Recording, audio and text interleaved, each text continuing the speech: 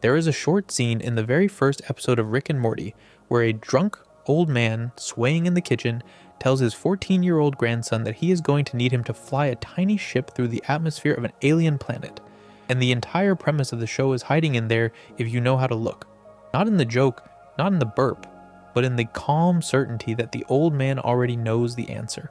And the only question left is whether the kid can survive the trip. Tonight, on Rickar, we are going through every moment in Rick and Morty that does that. The moments where the show stops being a cartoon about a drunk genius and his grandson and quietly becomes one of the most intelligent things ever made for adult animation. So get comfortable, turn the lights down, settle in. We are going to be here a while. And if you have not subscribed yet, it really does help us keep making these. The way to start is at the beginning, because the pilot of Rick and Morty contains more compressed intelligence than most cartoons manage in entire seasons, and almost nobody notices. The plot, on its face, is silly. Rick drags Morty into an alternate dimension where giant trees grow seeds that grant temporary genius. Rick wants the seeds. Morty wants to go home and do his homework. There is a chase. There are border guards. There is a long sequence where Rick tells Morty to break the sound barrier of an entire planet, using just his bones and the weight of the seeds Morty is carrying inside his body. And it works. The seeds shatter. Morty crashes through the floor of a public school in a different reality, and Rick goes back to the garage to drink. End of episode. It plays like a Saturday morning cartoon written by someone who watched too much science fiction. What the pilot is actually doing, structurally, is laying out the entire ethical engine of the show in a single afternoon. Rick treats his grandson as cargo and is a co-conspirator at the same time. He smuggles contraband through customs by hiding it inside a child. He places that child in physical danger for personal gain. He also, and this is the part the show will spend 10 years interrogating, talks to that child as if he is the only other person in the universe who matters. There is a moment in the kitchen, towards the end, where Rick tells Morty that the two of them are going to do these adventures, just the two of them, forever, and the writing is calibrated so that the line lands as a threat and as a love letter at the same time. The pilot also, in its closing seconds, plants seeds that the show will go on to revisit in the closing scenes of the Rickshank Rickdemption 2 whole seasons later. The Garblovians chasing Rick at the start. The references to the council, the briefcase, none of it is throwaway. By the time you reach the end of the first season, the show has already begun to feel like a 30-episode novel pretending to be a sitcom, and the pilot is the chapter that quietly lays the bricks. A few weeks later, the show airs Lawnmower Dog, which is one of those episodes that hides its intelligence behind a low-concept logline. Rick gives the family dog, Snuffles, a helmet that lets him think and speak. Rick and Morty also climb into a math teacher's dreams to convince him to give Morty better grades. On the page, it sounds like two unrelated B-plots stapled together. In practice, it is the show's first serious flex of what it is going to do with structure. The dog plot is a Planet of the Apes parable, with Snuffles renaming himself Snowball and leading an uprising. The dream plot is a layered Inception parody where Rick, Morty, and a slowly growing team of accomplices descend through dreams within dreams within dreams, each one obeying its own physical rules, each one labeled with deadpan precision. What makes the episode brilliant is not the parodies themselves. Those are easy, plenty of cartoons. In 2013 were doing Inception bits. It is that the episode insists, gently, that both plots are about the same thing. They are both about a smart creature, given a window into a larger reality, choosing what to do with that window. Snowball decides that humans should not own dogs, and rather than become a tyrant, decides his species needs another world. The dream team realizes, while sitting in the dream within the dream within the dream, that one of their members has been seduced into staying in the deeper dream forever, and they have to fight him back out of it. The whole half hour is doing the thing the show will do over and over again, which is to use absurd genre rappers to talk about consciousness, autonomy, and the question of what a person owes to creatures they did not have to acknowledge as people. By the end of the season, the audience does not realize it, but they have been quietly trained to take dog uprisings and dream layers seriously as ethical problems, which is what the show needs them to do for everything that comes later. Then there is Anatomy Park, the third episode, the Christmas one. which on rewatch is somehow even darker than you remember. Rick has built a miniature theme park inside the body of a homeless man named Ruben, an old friend of his, and Morty is shrunk down and sent in to deal with a security breach. The episode is doing several things at once. It is a Jurassic Park parody, complete with chase scenes through bronchial tubes and a velociraptor stand-in made of diphtheria. It is a Christmas episode where the family in the background slowly comes apart, while Jerry's parents bring a new lover into the house. And it is, underneath all of it, a meditation on the use of a human body as real estate. Ruben dies during the episode. The reason he dies is that Rick's park, hidden inside him, has run out of containment for the diseases he was using as attractions. The grief, when Rick lets it through, is real and small and over almost before you can see it. He stands in the snow. He watches his enormous dead friend balloon up over the neighborhood, and he says something quiet about the man having been good to him. And then the episode keeps going because the show is not yet ready to admit that Rick is capable of mourning. What is most striking here is not the science is nonsense. It is the editorial choice to bury a moment of genuine loss in a Christmas episode about a man being eaten from the inside by his own attractions. Almost nobody in the audience clocks it on first watch, and that is by design. The show is testing whether you are paying close enough attention to find the grief, because if you are, it knows it can start trusting you with more. By the fourth episode, M. Night shame aliens. Rick and Morty is openly playing chess with the audience. The episode opens with Rick acting strange, then quickly reveals that Rick is trapped inside a Zagarian simulation designed to trick him into revealing the formula for concentrated dark matter. Rick figures it out almost immediately. The Zagarians then admit they have built a simulation within the simulation, where the version of Rick they have allowed to escape thinks he is free, while the real Rick is still being mined for secrets. He figures that out, too. The joy of the episode is watching how exactly he figures it out. The small inconsistencies. The way background characters do not have language, but have noises. The way the simulated world cannot afford to render people who are not currently in shot. By the end of the episode, Rick has tricked the Zagarians into giving him their entire computational stack so he can blow them up. And he has done it by pretending to be drunker and stupider than he really is, which is the move he will go back to again and again for the next 10 years. The episode is also doing something genuinely interesting on the philosophical level. By having a simulation inside a simulation inside a simulation, the writers are quietly asking whether any character on the show, including Rick, has any way of knowing they are not still inside a frame they cannot see. The episode ends on a Jerry plot where Jerry has been given the easy simulation with a single client and a single hit advertising idea, while his family was being abducted, and his happiness in that fake world is in some ways more genuine than anything he has experienced in the real one. The show does not underline this, it just lets it sit there, which is one of the most intelligent things any television show can do.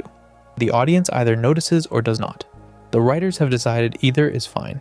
There is a particular kind of intelligence at work in Me Seeks and Destroy, the 5th episode of the first season, and it has very little to do with the violence at the end. Most people remember the episode for the Mr. Meeseeks. Blue, friendly, summoned by a box, programmed to fulfill a single request and then evaporate. The escalating horror of the episode comes from Jerry asking the Meeseeks to take 2 strokes off his golf game, a problem that turns out to be impossible to solve from outside Jerry's own body. The Meeseeks multiply, then multiply again, then start to break down because their existence is pain, and they only have one tool for ending that pain, which is completing the task. By the time they are holding the Smith family hostage in a diner, the episode has quietly turned into one of the most pointed parables in the entire show about external solutions to internal problems. You cannot pay a stranger to make you better at something you have never been willing to learn. You cannot summon a magical creature to fix a habit you do not want to break. The Meeseeks are not the villains of their plot. Jerry is. And the show is too well behaved to ever say that out loud. It just lets the consequences play out, lets the diner fill up with screaming blue men, and lets Jerry, in the end, win the golf bet by accident, by being the same lazy idiot he always was. The B plot, where Rick and Morty are stuck on an adventure on a fairy tale planet that turns out to be a sexual assault narrative wrapped around a giant, marks the first time the show casually drags its own audience into a moral problem it did not ask for, and it is not the last time. The cleverness of Me Seeks and Destroy is that it makes you the viewer, feels slightly worse than you wanted to feel by the end of the episode. And it does so while looking like a Bart Simpson plot. That is hard to do.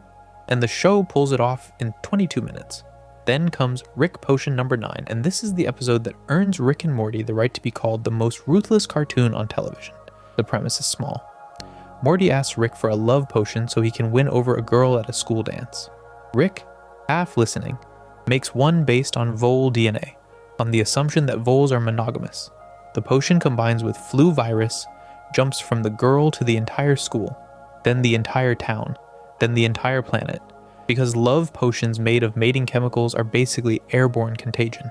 Rick's first attempt to fix it makes the entire human race obsessed with Morty. His second turns them all into Cronenberg-shaped mutants. His third does not happen. There is no third. Instead, Rick takes Morty by the shoulder, opens a portal to another universe, finds a version of that universe where the world is fine and where the local Rick and Morty have just died in a freak chemistry accident in the garage, and the two of them walk into the dead bodies' beds and pretend nothing happened. The scene where Morty buries himself, where he digs a shallow hole in the garden and rolls his own corpse into it, is one of the bleakest pieces of animation ever broadcast on Cartoon Network. What makes this so striking is not just the audacity of the move, which is real. It is the structural decision, which the show will keep paying off for the rest of its run, to commit to the consequences of an offhand choice. Rick made a love potion in the kitchen because his grandson was whining. That decision destroys a planet. It does not, however, destroy the show, because the show has decided that universes are cheap and people are not. And from now on, every important emotional beat involving Morty has to be filtered through the fact that this version of him watched himself die and went to live in his own grave. Rick Potion number 9 is, quietly, the moment the show declares that nothing in it is going to be safe. It also functions, in retrospect, as a stress test of the audience. If you can sit through Morty's funeral for himself and keep watching, the writers know you will sit through anything they have planned later, and they have plenty planned. Ricksty Minutes, the 8th episode of the first season, looks at first glance like the laziest episode the show has ever made. The plot is a series of fake commercials and fake television clips from across the multiverse, intercut with the family watching themselves living out alternate lives via interdimensional cable. On a writer's room level, this is the kind of episode you do to save your budget. Sketches that can be drawn fast, voice work that can be improvised cheaply, no plot to speak of. The cleverness is in the second layer. While Rick is showing Morty and Summer flipping between channels, Beth and Jerry are using a separate piece of Rick's technology, a pair of glasses, to look at the lives they would have led if Beth had not gotten pregnant with Summer in high school. The fake television clips are funny. The marriage plot is not. By the end of the episode, Beth and Jerry have watched themselves become a successful surgeon and a movie star in another timeline, watched themselves divorce, watched themselves grow apart, and have decided to be grateful for the bad life they have together, rather than the better lives they could have had separately. Summer, who has overheard most of this, is sitting on the porch with her duffel bag, having decided to run away because she thinks she is the reason for everyone's misery. Morty sits down beside her. He tells her, in one of the most quoted speeches in the show, that nobody belongs anywhere, that nobody exists on purpose, that everybody is going to die, and that she should come watch television. The line is funny on first hearing. It is not actually a joke. It is the show telling the audience, very gently, that the answer to existential despair is not meaning, it is community, and that the way you find community is to sit on a couch with the people you happen to be near and watch nothing in particular. Ricksty Minutes hides one of the kindest scenes in the series inside a cheap clip show, and that combination of low form and high content is the trick the show goes back to whenever it wants to break your heart without warning you. By the time you get to something Ricked, this way comes. The 9th episode of the first season, you can feel the writer's confidence settling into a permanent thing. The plot is a Ray Bradbury parody, with a devil character named Mr. Needful opening a curiosity shop in town where every object he sells is cursed in a way that punishes its user. Summer goes to work for him. Rick, refusing to live in a town where there is a magic shop he is not the owner of, opens a free counter curse clinic next door. The conflict is petty, and the resolution is petty, and Rick wins because Rick is a genius, and Mr. Needful is, in the end, just a salesman with a gimmick. Rick and Summer beat him up in a montage in the parking lot, set to the most ironically triumphant music available, and then the episode ends. On its surface, it is a fun runaround. Underneath, the episode is doing something the show will get more and more interested in as it ages, which is to take a very old genre, in this case the cozy small-town devil story, and ask what it actually means that the devil's deals are just bad shopping. The episode is also where Jerry's B-plot, in which he tries to prove Pluto is a planet at a science fair on behalf of a small Plutonian boy, lands in a way that has nothing to do with Pluto, and everything to do with Jerry's need to be useful to someone who will listen. There is a quiet moment near the end where Jerry, having helped a child win an argument, sits in a launch bay and tells Morty, with no irony, that he was good at something today. The line, paired against Rick's parking lot beatdown, makes the case the show will keep making for the next decade, which is that being smart is not the same as being valuable, that Jerry is allowed to be terrible at almost everything and still occasionally land somewhere true, and that the smartest moments in the show are not always Rick's, the brilliance of something. Ricked. This way comes is in that quiet calibration. It is a fight between a genius and a devil, and the winner, in the writing, is the idiot in the spaceship who taught a child confidence. Close Rick counters of the Rick kind. The 10th episode of the first season is the moment Rick and Morty officially commits to being a serialized story rather than an anthology. Rick is arrested for a string of murders of other Ricks across the multiverse. He is dragged to a place called the Citadel of Ricks, which is exactly what it sounds like, a city built and populated by infinite versions of the same man. Morty is brought along, and the two of them are walked through a system where every Rick has a Morty, where Mortys are assigned to Ricks like government cheese, where the Citadel has decided that the smartest creatures in the multiverse all need an emotionally vulnerable grandson as a kind of focal point. The reason for this, the show eventually explains, is that the Mortys' brains generate a low-frequency field that, as the writers frame it, masks Rick's genius from cosmic predators. The grandsons are not companions, they are camouflage. The episode pretends to clear Rick of the murders, then reveals at the end that the murderer was another Rick, a version of him that had finally snapped under the weight of being the smartest version of himself, and who was killing the others to make a point about how interchangeable they all were. What the episode is really doing, structurally, is making a reveal about the show's own protagonist. By introducing infinite Ricks, the writers are telling you that the version of Rick you have been watching is one of countless options. He is not the smartest. He is not the cruelest. He is the one this story happens to follow. That move, more than anything else, is what lets the show survive its own escalation later. When you eventually meet Evil Morty, or Rick Prime, or the Beth clones, you have already been trained all the way back in Season 1 to accept that the multiverse is not a metaphor in this show. It is a workspace, and any character can be replaced, replicated, or revealed to be a copy at any moment. The other thing the episode does is introduce Doofus Rick, a version of Rick from a dimension where, by the show's own framing, everything is the same except people eat their own feces. Doofus Rick is sweet, lonely, easily wounded.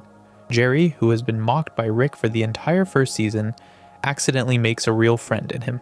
The episode lets that friendship happen and then takes it away, because the Citadel rules do not allow interdimensional companionship, and because the show cannot let Jerry have anything that pleases him for very long. There is a particular cruelty in the timing here. The show has decided that Jerry is the character who is most often correct about how to be a person, and who is therefore most often punished for it. When A Wrinkle in Time opens the second season, it does so by literalizing the question that the first season had left hanging at the end of Rixie business. Namely, what happens to time when you freeze it and unfreeze it incorrectly? Rick, Morty, and Summer have been suspended in a stopped moment for 6 months cleaning up after a party. The unfreezing produces tiny fractures in the timeline, and any indecision by any of them splits the universe further. The episode plays out in split screen. 2 timelines at first, then 4, then 8, then 16, until the screen is divided into a grid that the eye cannot reliably track. The writer's challenge here is not the visual gag, though the visual gag is impressive. The challenge is the script. Each split has to play out a slightly different version of the same conversation, with different choices, different rates of decay, and the episode has to thread them so that by the end, the timelines collapse back into one coherent story. The fact that it works is itself a piece of intelligent television. The fact that it works while also functioning as a metaphor for indecision, for the way a small uncertainty between two people can crack their relationship into more and more incompatible versions, is the thing that makes the episode more than a stunt. There is a moment where one Rick, on the brink of being killed, jumps into the testicles of a giant being from a higher dimension whose job is to police timeline integrity. And the joke is so absurd that it covers for the fact that the show has just done a hard pivot into ontological horror. The episode also marks one of the first times the show seriously implies that Rick can die at the hands of forces larger than him, that there is a regulatory layer above the Citadel, that even infinite versions of yourself are governed by something else. The Federation will arrive shortly. The viewer does not yet know that, but the show has just told them, in fluorescent green, that Rick is not the top of any food chain, and the rest of the season is going to spend its time slowly proving it. Autoerotic Assimilation, the third episode of the second season, is the one that almost nobody is ready for. The plot is small. Rick, Morty, and Summer answer a distress signal from a derelict ship and walk into a planet that is being slowly colonized by a hive mind named Unity. Unity, it turns out, is an old lover of Rick's. She controls every creature on the planet through her ability to merge into and out of them. Rick and Unity have a manic, joyous reunion, full of casual atrocities, with Rick using Unity's host to enact strange fantasies, and Unity using Rick to feel a chemistry she cannot get from her own borrowed bodies. Summer, the moral core of the episode, is horrified by what Unity does to her hosts. Morty is mostly just trying to keep up. The episode lets the party run for most of its length, and then it does something quiet and devastating. Unity, recognizing what she becomes around Rick, leaves him a letter. She tells him that he is the only thing she has ever loved that is bad for her, and that she has to leave him because being with him is making her cruel. The episode cuts to Rick, alone in his garage, building a device with no narrative explanation. He sets it up. He sits in front of it. He activates it. The device is a suicide device. It does not work because he is too drunk to align it correctly. He passes out. The credits roll. What the episode is doing, with no fanfare, is telling you the truth about Rick Sanchez without using a single line of explicit dialogue. He is not depressed in a stylized, cartoon way. He is depressed in the way a real human being is depressed. And the show treats his depression as a structural fact rather than as a punchline. That choice, more than the science fiction premises, is what eventually gets the show taken seriously outside of its initial fanbase. By telling the audience that the cleverest character in the show is also, simply and consistently, a man who has lost the will to live, the writers create a center of gravity that everything else in the show orbits, including the jokes. The smartest moments in Rick and Morty are not all funny. Some of them are just the show admitting, in the quietest possible way, that the man at the center of it would like to stop existing and cannot find a clean way to do it. Total Rickle, the fourth episode of the second season, presents what looks like a basic monster of the week setup and then turns it into one of the most narratively sophisticated episodes of any animated show. The Smith family wakes up one morning to discover that there are extra people in the house, characters they all remember as cherished friends and family, but who have no consistent backstory between them. Each new character is introduced with a flashback that the family treats as real. As the episode goes on, the flashbacks become increasingly absurd, and the family realizes that the new characters are alien parasites that reproduce by implanting fake, happy memories in the minds of their hosts. The rule of the parasites, deduced by Rick midway through the episode, is that you can only generate a happy memory if it is fabricated. Real memories include pain.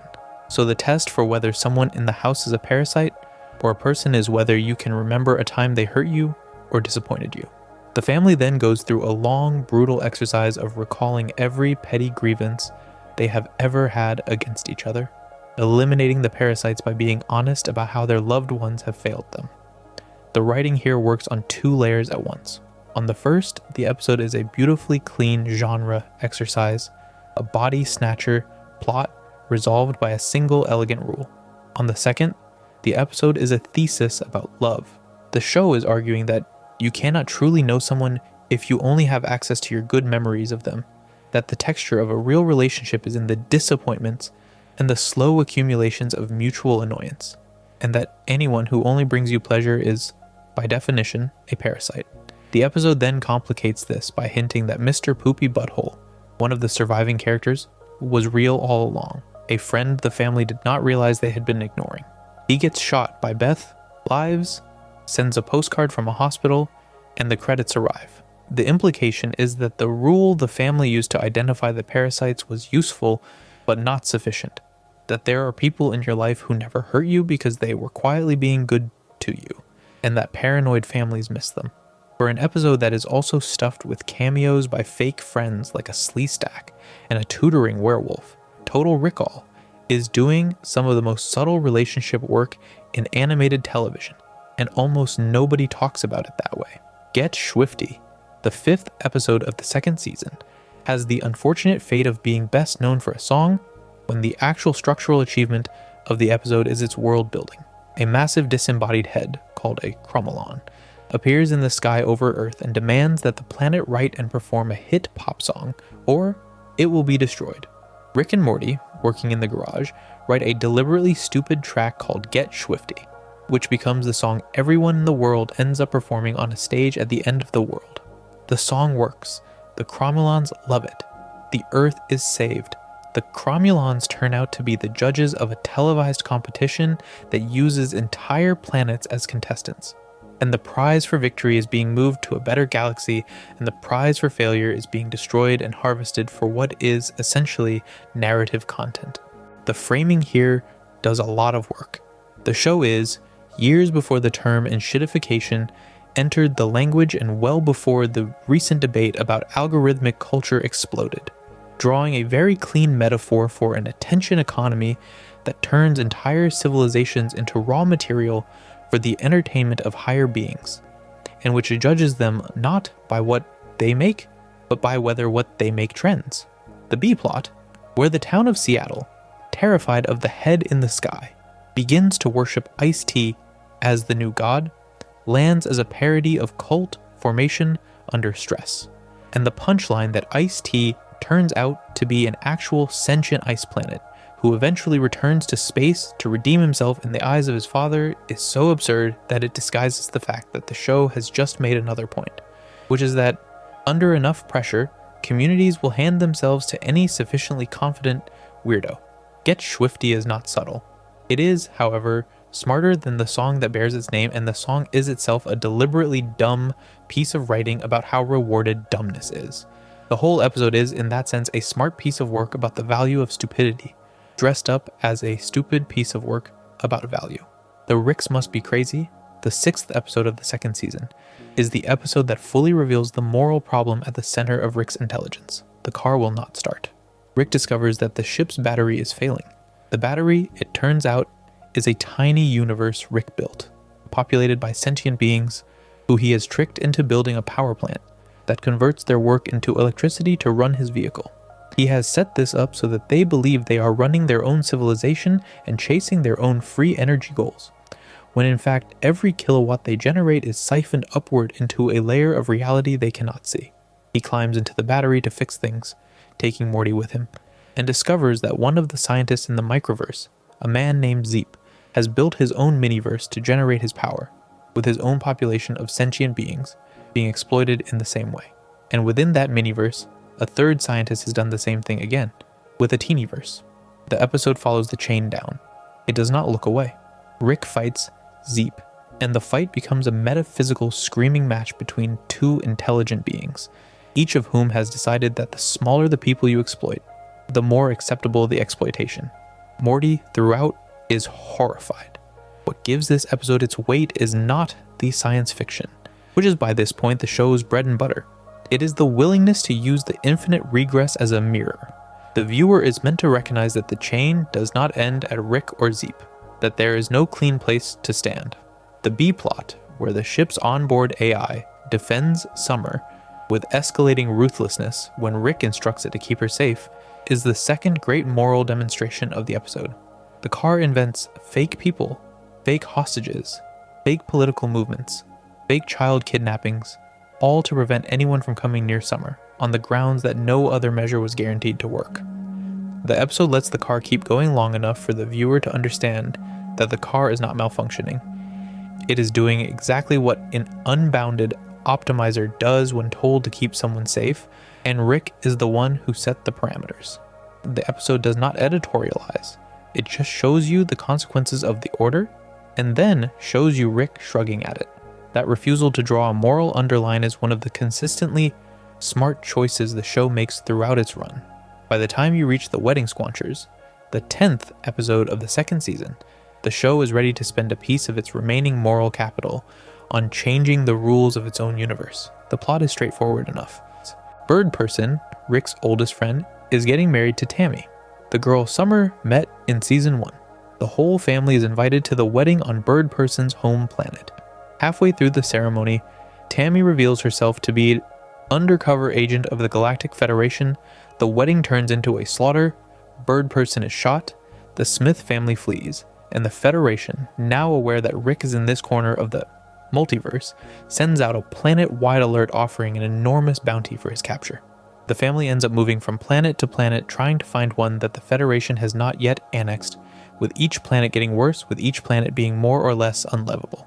By the end of the episode, in order to save his daughter and his grandchildren from a life of running, Rick turns himself in, he surrenders. He lets himself be taken to a Federation prison. The show, having spent 2 seasons telling you that Rick is the most dangerous and capable being in any room, has now placed him in a maximum security cell. And the second season ends on him sitting in a corner with his head down, and on his family back on Earth in a city patrolled by Federation police. 2 things matter here. First, the episode lets the show commit to an act of selflessness from a character it has spent its whole run telling you is incapable of acting selflessly, and it does so without softening the character. The Rick who turns himself in does not become a better person. He becomes a captured person, and the next season will reveal that even the capture has self-interested layers to it. Second, the episode demonstrates that the show is willing to overturn its own setting. The Earth at the end of season 2 is not the Earth you started the show with. It is a colony. The garage is a colony garage. Jerry now has a job and a sense of purpose and a sense of being seen, because under occupation, he is exactly the kind of obedient citizen the system rewards. The show will spend the early part of season 3 demolishing all of this, but the fact that it commits to the change at all, the fact that it ends a season in a world that is genuinely different, is what separates Rick and Morty from cartoons that reset the board after every episode. The Rickshank Rickdemption, the season 3 premiere, opens with a fake out so audacious it deserves its own entry. The cold open returns to the moment from the pilot where Rick first dragged Morty out of bed for an adventure and tells you that you have been watching the wrong version of events the whole time. Rick rewinds. He shows you that the night Beth fell in love with him as a returning father was a manipulation engineered by him, that he selected a perfect false memory of a science fair victory to give her, and an even more perfect false memory of dropping the family dog Snuffles off at a farm to spare her grief.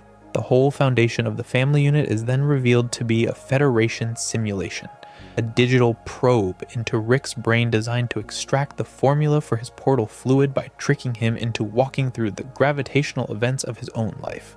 Rick figures it out in seconds. He uses the simulation to hijack the consciousness of the Federation officer interrogating him, then uses the officer's body to free a captured SEAL Team Ricks unit, then uses the SEAL Team Ricks unit to get to the Council of Ricks, then uses the Council of Ricks to destroy the Federation economy by suddenly devaluing their currency to nothing, then uses the resulting chaos to escape, then comes home, then sits down to dinner, then explains to Morty, in a long monologue at the kitchen table, that the only thing he has ever wanted, the goal that has driven him for years, the reason he engineered the entire breakdown of 2 intergalactic governments in a single afternoon, is to find a discontinued McDonald's promotional sauce from the late 1990s. The speech is delivered as a horror monologue, not as a joke. The show is telling you very deliberately that the most capable being in the universe has decided to pour his intelligence into the recovery of a fast food condiment. It is also telling you, less obviously, that he is, by most readings, lying. The McDonald's speech plays as a man performing nihilism for an audience of one, his grandson, in order to scare him into staying close.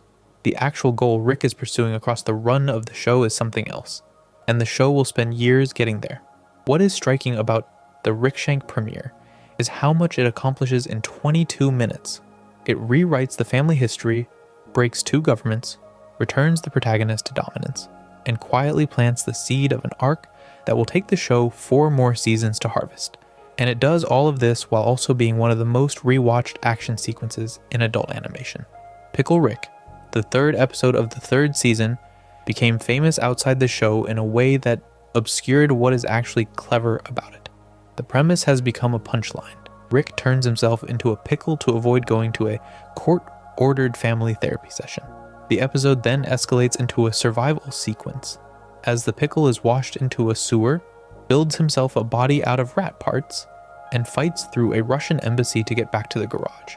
The action is good. The action is not the point. The point is the therapy session. Beth and the kids go to see Dr. Wong, an unflappable, exact calm therapist whose entire role in the episode is to refuse to be charmed by Rick's avoidance and refuse to be impressed by his bravado. When Rick is eventually delivered, half human and bleeding, to the therapy office, he tries to dismiss the whole exercise. Dr. Wong does not let him. She delivers a speech, calmly, that is one of the most direct moral arguments anyone has made on the show to date. She tells him that the harshness of life is not an excuse to opt out of the smaller, dumber, harder business of being a person in a family, that he believes in his own intellectual superiority and uses it to justify never doing the work that everyone else does, and that this is its own kind of stupidity. The episode does not give Rick a comeback. He listens. He says nothing useful.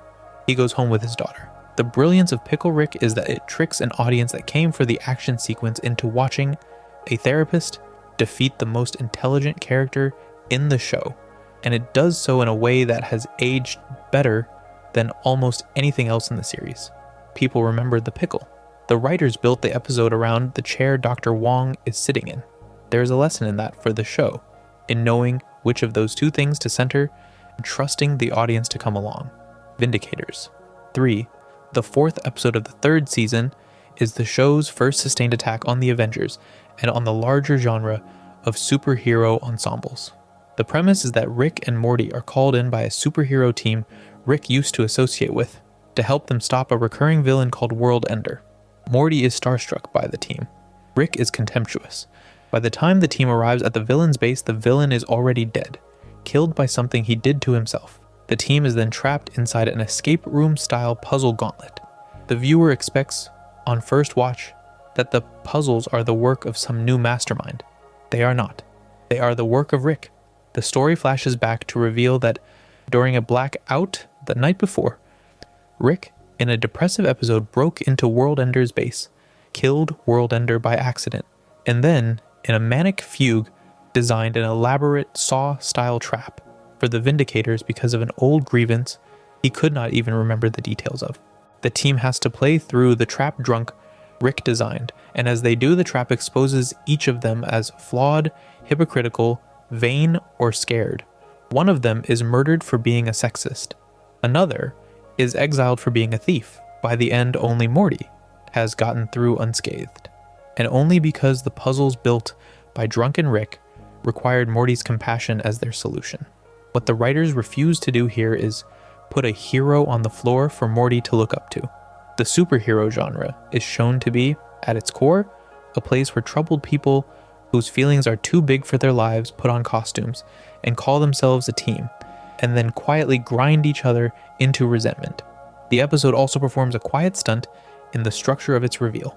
The first 20 minutes are a parody of one genre, the escape room horror film, and the last 2 minutes are a single sustained shot of Morty trying to talk a drunk Rick out of a video confession. The contrast is jarring. It is meant to be. The show is telling you plainly that intelligence under the influence of grief is more dangerous than intelligence under the influence of malice, and that the worst trap Rick has ever designed is the one he set up to humiliate his own friends because he could not bear how loved they were and how unloved he was, Almost nobody talks about the episode this way. Most people remember the puzzles. The puzzles were the wrapper, the grief was the gift. The Ricklantis Mixup, the 7th episode of the 3rd season, may be the single most ambitious half hour of writing the show has ever produced, and it is structured as an anthology. The framing is a cold open. Rick and Morty announce they are going on an adventure to a planet called Atlantis.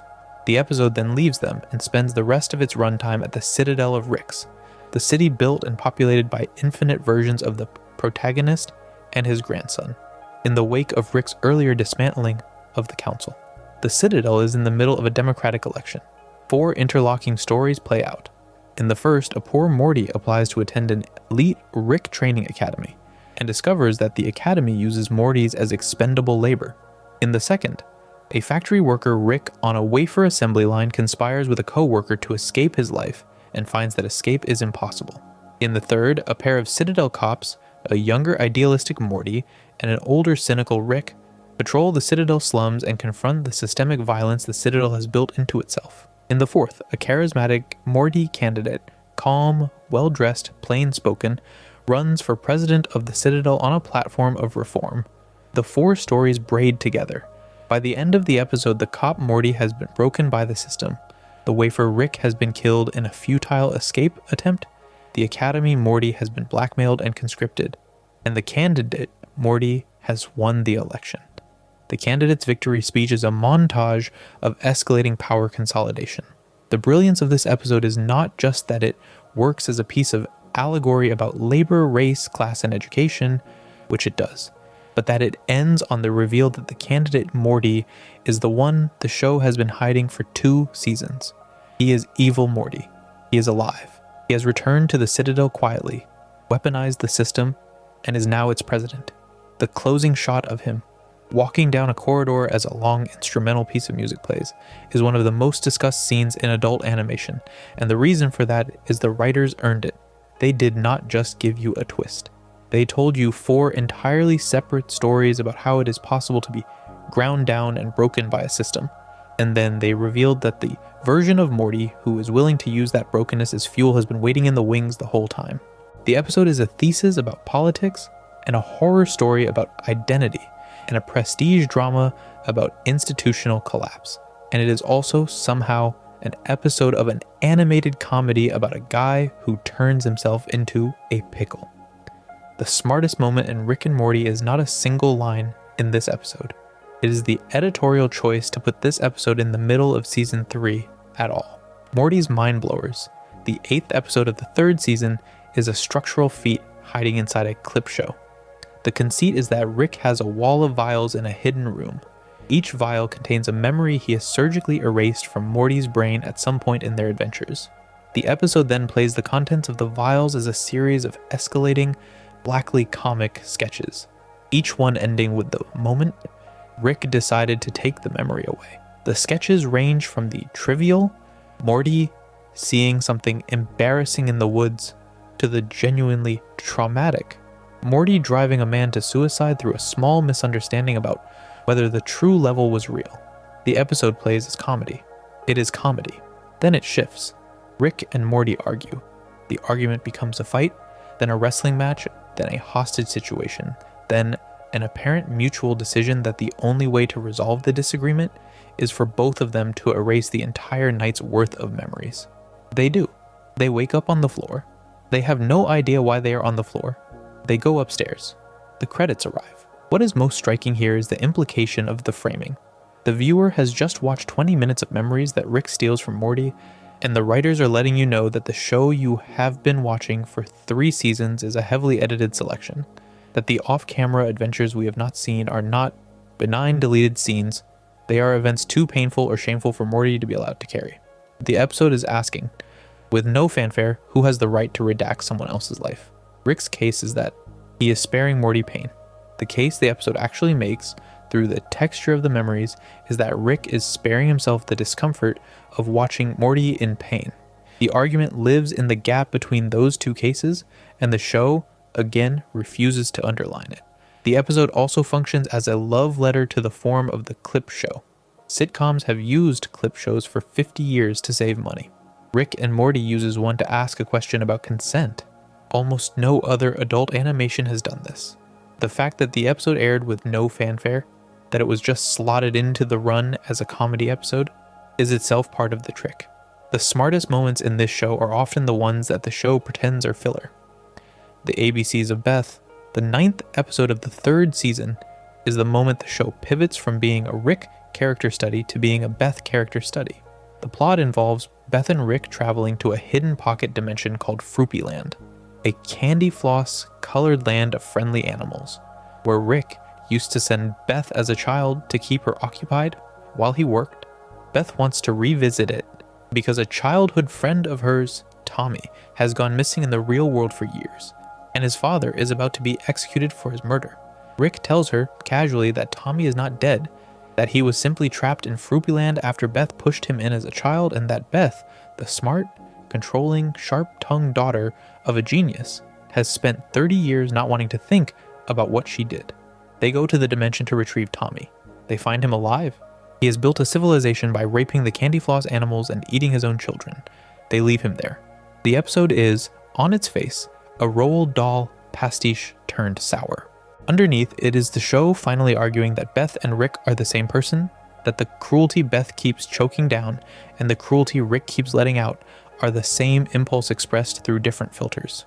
The closing scene is the part to focus on. Rick offers Beth a deal. He will use his technology to make a perfect clone of her, then send the clone to live her life on Earth while she goes off to have the kind of life she actually wants, exploring the multiverse, no responsibilities, no kids. The catch is that he will not tell her which one of them she is. The screen cuts to her later, having dinner with her family. The viewer does not know whether she is the original or the clone. She does not know either. The show then proceeds for the next 2 seasons to act as if both possibilities are simultaneously true. What the writers gain by this is enormous. They have introduced a single irreversible piece of doubt into the family unit, and that doubt creates more story than any number of explicit reveals could have. Beth is now a character defined by her own uncertainty about whether she chose her own life, and the show treats that uncertainty as the engine of every interaction she has from then on. That is, structurally, one of the cleverest character moves the show has ever made. The Rick and Morty date, the 3rd season finale, is one of the show's most underrated pieces of writing because it commits to a small bit and then refuses to break the bit no matter how stupid it gets. The premise is a thriller parody. The President of the United States, a recurring character voiced like a confident war hawk, has been calling Rick and Morty in for help with national crises, and Morty has begun to enjoy the access. Rick is irritated at being treated as a contractor by a head of state. He pulls out. Morty refuses to stop. The President asks them to undertake a serious mission. Rick refuses. The President tries to compel them by threat. Rick gets angry. The episode then becomes a sustained chase sequence through the White House as Rick and Morty, with full force fields, weapons, and tech, fight the entire United States military, the Secret Service, and eventually the President himself in a long hand-to-hand brawl through the Lincoln Memorial. The choreography is excellent. What gives the episode its weight is that the writers refuse, on principle, to let either side win in a way that would justify the fight. The President is fighting because his pride has been wounded. Rick is fighting because his pride has been wounded. The whole thing is 2 narcissists punching each other through marble while Morty stands to the side, embarrassed. By the end of the episode, both sides have wasted their time and energy. Beth and Jerry, in the B-plot, have reconciled in a scene played with surprising sincerity for what has been a comedy episode about a fist fight with the executive branch. The show is making the case, by contrast, that the work of repairing an old marriage requires the kind of patience that 2 prideful men in a fight cannot summon. The episode is also where the show makes its boldest test of the Beth clone reveal from the previous episode. Beth and Jerry kiss. The audience has to decide whether that kiss is the original, Beth's decision, or the clone's. The writers refuse to clarify. The President's storyline ends with a treaty between Rick and the White House in which both sides pretend nothing happened. Real-life leadership, the episode argues, runs on the same logic as a domestic quarrel, and it is dispatched in the same way, with the same lies and the same compromises. That is quietly a piece of very smart political writing in an episode that no one would have called political. Edge of Tomorty, the Season 4 premiere. opens on a piece of technology that gives the show one of its richest visual ideas. Death crystals show you, in real time, every version of how you could die if you take or do not take the actions you are currently considering.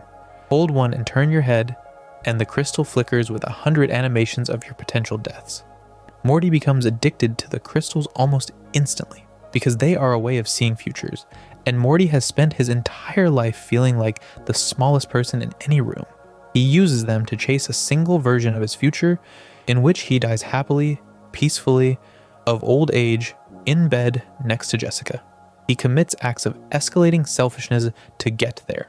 The episode plays out as a chain of decision tree narration, each scene anchored to a flickering crystal in Morty's hand, with the writers having to dramatize a moral problem about anticipation, foresight, and the way being able to see consequences can itself be a corruption.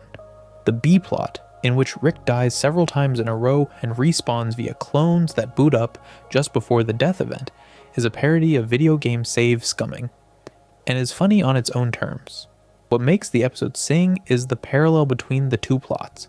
Rick's clones cheat death by retroactively rebuilding the moments before it. Morty's crystals cheat death by helping him pre-construct the moments after it. Both are pretending to defeat mortality by editing time at one of its edges. Neither works. Rick, near the end, has to come back to himself by being dragged through a body of his own clones, piloting his own body in a literal mech suit, which is one of the strangest images the show has put on screen.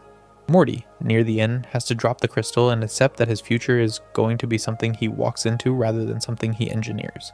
The episode is the show telling you, by demonstration, that knowing the consequences in advance is not the same as accepting them, and that the smartest people in any room are often the ones most willing to act without that knowledge. The reason this episode matters in a discussion of intelligent moments is that it refuses to give either Rick or Morty an easy victory over the future. They both lose. They both have to settle for being inside time rather than above it. The Old Man in the Seat, the second episode of the 4th season, contains one of the only sequences in the show that plays a straightforward drama with almost no comic relief. Rick has built in secret a private toilet in a hidden pocket dimension, accessible only to him. He visits it daily, ritualistically. The toilet is in a beautiful canyon at sunset. The toilet is the only place where he relaxes. One day he discovers that someone else has been using the toilet. The someone else is a creature named Tony, who has stumbled into the same secret dimension by accident. Rick is furious. He stalks Tony. He humiliates Tony. He coordinates a long Baroque revenge plot in which Tony is publicly shamed and ostracized. And Rick, in the closing minutes, returns to the canyon expecting to find his toilet alone again. Tony is dead.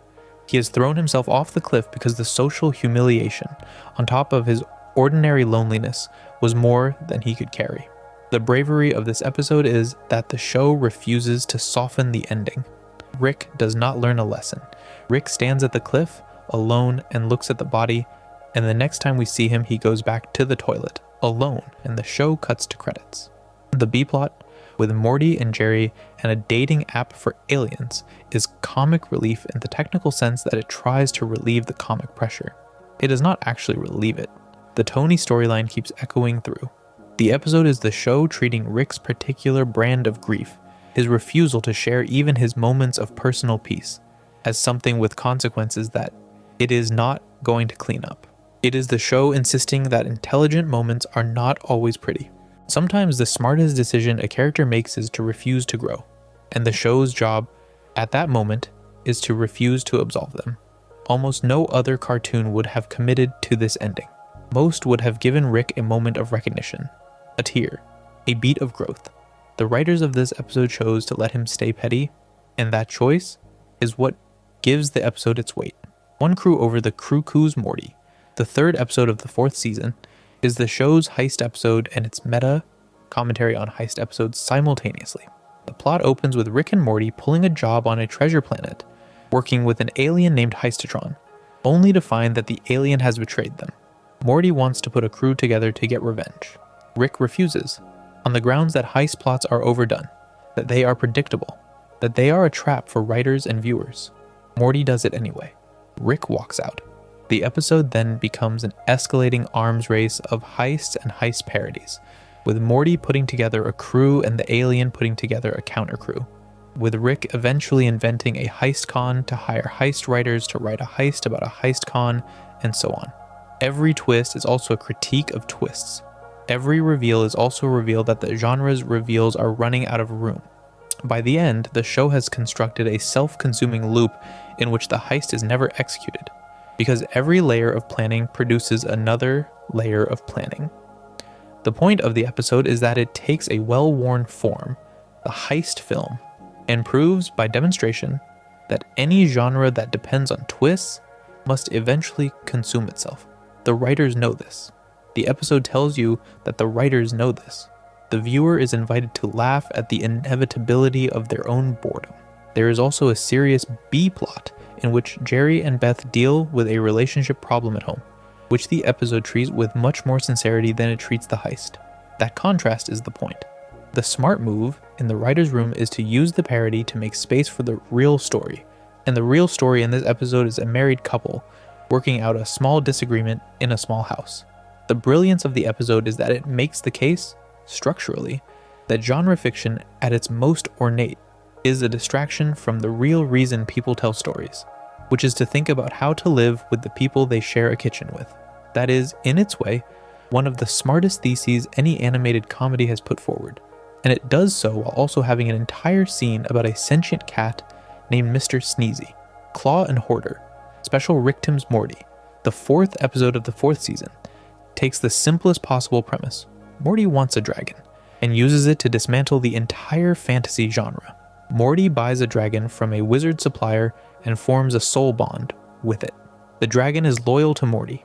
Then the dragon starts soul bonding with other people, including Rick, and the loyalty stretches into polyamory, and the polyamory becomes a casual orgy of soul bond promises. And the dragons of this universe turn out to be a species of casual, careless, monogamy violators whose entire culture is structured around saying very serious sounding fantasy oaths to anyone they meet and then doing whatever they want. What gives the parody its punch is the specificity. The writers have noticed that fantasy fiction, in particular dragon fiction, has been using the soul bond as shorthand for emotional commitment for decades. And they have decided to ask the obvious follow-up question. If a soul bond is real, then what stops it from being formed casually? Who polices the soul? What happens to the meaning of a bond when the bonds are not exclusive? The episode treats these questions with the same seriousness that a serious fantasy book would, except the seriousness is the joke. The B-plot, where Jerry is being haunted by an alien creature, is itself a parody of a Christmas Carol-style hauntings. The episode also features Asia, the band, performing in the Dragon Dimension, because the writers have decided that the only response to a draconic orgy is the music of a soft rock band from the early 1980s. The smartness here is in the casual layering. The episode is doing parody, character work, world building, and music industry homage in the same 22 minutes, and it never lets any one of those threads pull the others off course. It is not the most acclaimed episode of the season. It is one of the most concentrated examples of the show's ability to think in multiple registers at once. Rattlestar Ricklactica, the 5th episode of the 4th season, may be the show's most ambitious time travel episode, and it does it with snakes.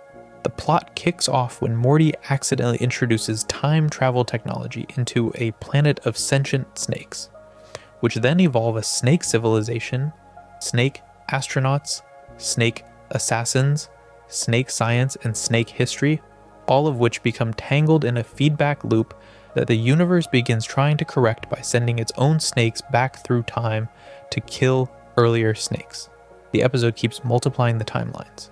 Snake Hitler, Snake Terminator, Snake John Connor, Snake Sarah Connor, Snake Kyle Reese, Snake everyone. The plot is, by design, impossible to fully track. The writers know this. The episode treats the impossibility as the joke. What makes it work is the way the writers commit to following the consequences of a single tiny mistake far beyond the point at which a more cautious show would have rewound them. They follow the snakes all the way through their interstellar war until the timeline is so broken that the universe begins eating itself. Then they have Rick fix it with one device. The B-plot in which Jerry pretends to be levitating to impress Beth, lands as a parable about the way men perform competence around women. It is also a slow-building tragedy. Jerry's levitation is real for one beat, and then he falls, and the show treats his humiliation as the more important story than the War of the Snakes. Pairing these two plots gains its punch from the difference of scale. One plot is about a galactic civil war, fought by reptiles across thousands of years of compressed history. The other is about a man trying to seem cool in front of his wife. The show argues, through the editing, that the second plot is the more meaningful one. The snakes do not know they are inside a story, Jerry does. The smartness of Rattlestar Ricklactica is in the way it uses the largest possible canvas to center the smallest possible human stakes. By the end, the snakes are gone, the universe is fine, and Jerry has lost his date and is being mocked at a hardware store, and the episode has communicated, without saying it, that the dignity of an average man is at least as fragile and at least as important as the survival of an empire of serpents. Never Ricking Morty, the 6th episode of the 4th season, is, in the show's own framing, an episode that does not happen. The cold open finds Rick and Morty on a train hurtling through space, in a self-contained anthology story. Each carriage of the train contains a different vignette, told by a different passenger. The vignettes are clearly meta. They are stories about Rick and Morty. They are jokes about Rick and Morty. They are commentary on Rick and Morty. As the episode goes on, it becomes clear that the train itself is a storytelling engine, that someone has trapped them inside a narrative device, and that the only way to escape is to refuse to participate in story, to refuse character development, to refuse conflict, to refuse stakes, to refuse closure. The episode then becomes a sustained negotiation between Rick and the show. Rick speaks to the storytelling device. The storytelling device tries to bait him into a redemption arc. He refuses. It tries to bait him into a tragic backstory monologue. He refuses. It tries to give him a son. He refuses. The episode escalates to absurd lengths to make the case that Rick, as a character, is in a war with his own genre. He does not want to be on a journey. He does not want to grow. He does not want to suffer. He wants to be a guy in a garage with his grandson doing whatever he likes, and the show, the actual show, is constantly trying to force him into a more conventional shape. The episode ends with Rick winning. The train is destroyed. The narrative engine is killed. Rick and Morty climb out, lie down on a planet, and choose to do nothing. The meta argument the episode is making about its own creation runs the whole way through.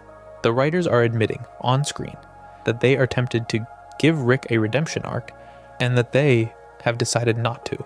They are also admitting, on screen, that audiences will keep asking for one, and that the show's refusal is, in itself, the show's stance.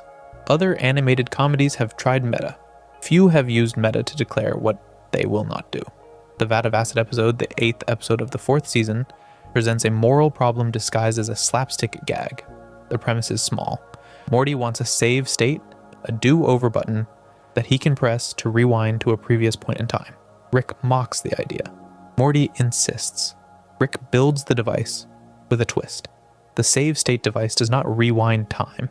Instead, it creates an entirely new branch of reality each time it is used, allowing Morty to live a temporary alternate version of his life and then snap back to the original, which sits frozen in time while he is gone.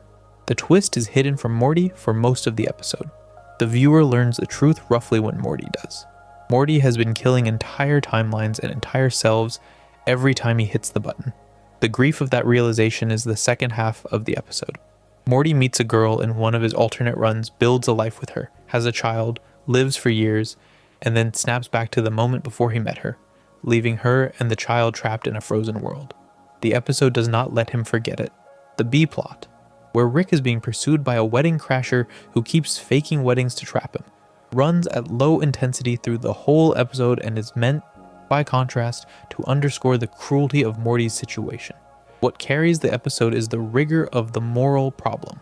The writers are not interested in mocking the save state idea, which is a common trope. They are interested in what happens to a person who realizes they have built a life in a branch and then chosen to abandon it. The closing scene of the episode has Morty in the school cafeteria, eating in silence, while Rick eats next to him without acknowledging what has just happened. The argument the episode is making is about how easily small conveniences can ruin people. and how the desire to opt out of consequences is, for the show, the central moral failure. That is, more or less, the moral thesis of the entire run condensed into a single episode about a button. Star Mort, Return of the Jerry, the Season 4 finale, closes off a half-decade of plot threads and uses them as fuel for a single big set piece, and it does so with the kind of confidence the show had been quietly building towards. The episode pulls Tammy back into focus, reveals the resurrected Phoenix person, the cyborg revival of Bird person, and introduces Space Beth, a second version of Beth who claims to be the original who left to be a space adventurer years before. Rick, confronted with 2 daughters, refuses, again, to clarify which one is the clone. The episode plays as an action film. Tammy and the Federation try to corner Rick and his now expanded family at his hidden hideout. Phoenix person is broken, then partially redeemed, then lost in space. Space Beth and original Beth fight together alongside their kids against the Federation. They win. The Federation is dismantled. Tammy dies. What gives this finale its weight is not the spectacle, although the spectacle is good. It is the way the writers, having spent years setting up the clone question, refuse, again, to answer it, and then give both Beths an action sequence in which they bond as sisters rather than as competitors. The closing scene of the family in the kitchen, with 2 Beths, 2 Jerry kisses, and an open question about which life is the real one, is a piece of writing that makes the case for the show's larger thesis. The viewer does not need to know which Beth is real to know that both Beths are loved. The show is saying, in essence, that identity is not the same as continuity, that 2 versions of a person can both be the person, and that the family unit is a structure that holds both versions equally. The episode also marks the death of Tammy, the resurrection of Bird person as a more complicated emotional thread for Rick, and the consolidation of the Smiths as a family that has finally learned how to fight together. The smartness is in how much it gets done without sacrificing the cliffhanger. The 5th season opens with the family fully reformed, and the writers have made every choice in this finale to set up that opening. More to Dinner, Rick Andre, the 5th season premiere, is a piece of literary writing wrapped around a slapstick joke, and the contrast is the point. Rick agrees to host his old enemy, an oceanic god named Mr. Nimbus, for dinner. Morty, meanwhile, asks to use the basement to host Jessica, the girl he has had a crush on since the pilot. Rick, distracted, lends Morty a time dilation portal and tells him to put it on the wine he is decanting, so the wine ages faster. Morty, distracted, mounts the portal in the wrong room. The portal opens into a Narnia-style fantasy realm where time runs many years faster than on Earth. Morty goes through to get the wine and accidentally spends decades inside the fantasy realm, becoming a warlord, building cities, fathering generations, fighting wars, losing people, hardening into someone unrecognizable. Each time he steps back through the portal to check on Jessica, only a few moments have passed in the basement.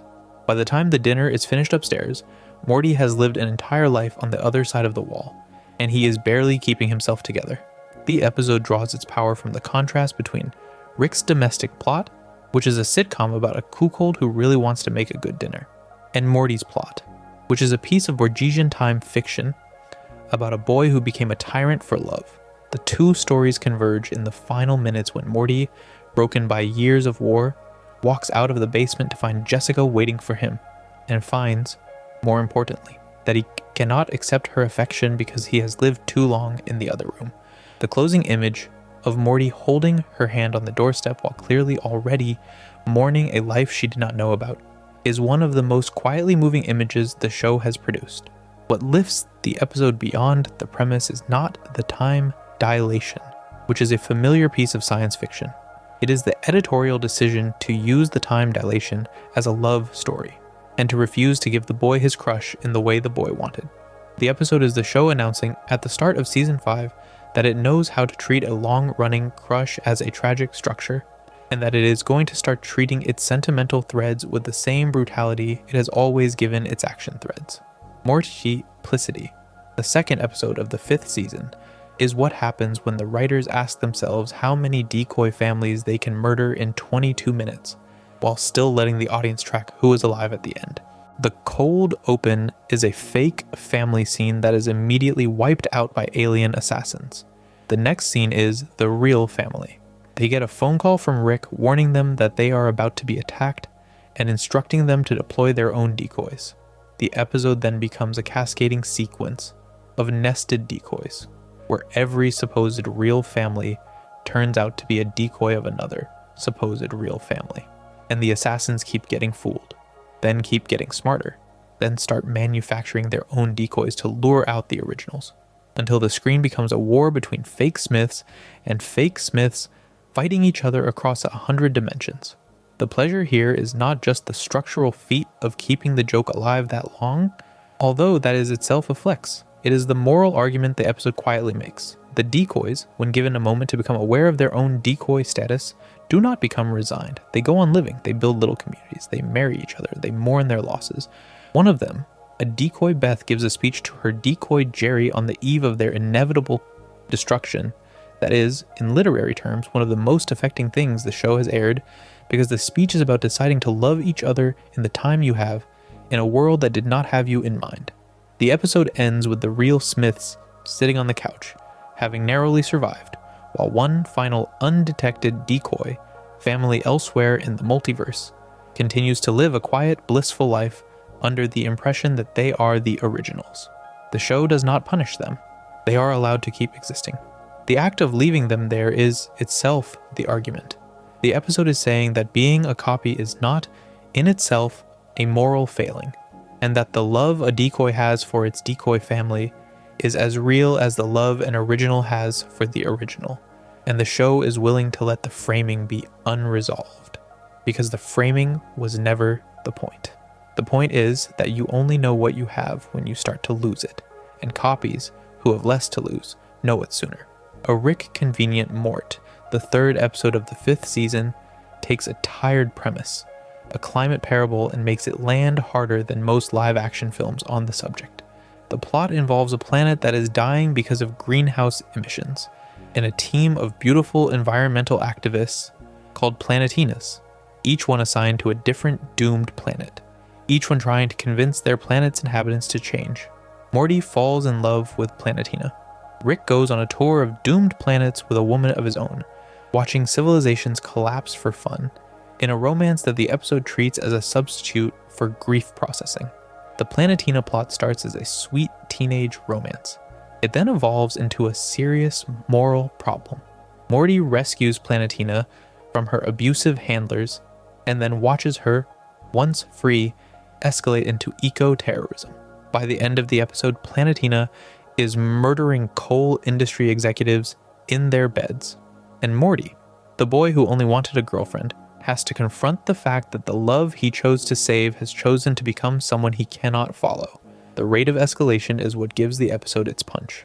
The show takes a relationship, sets it up over 12 minutes, and then in the final 8 minutes shows what happens when the moral commitments of one half of a couple become incompatible with the other half.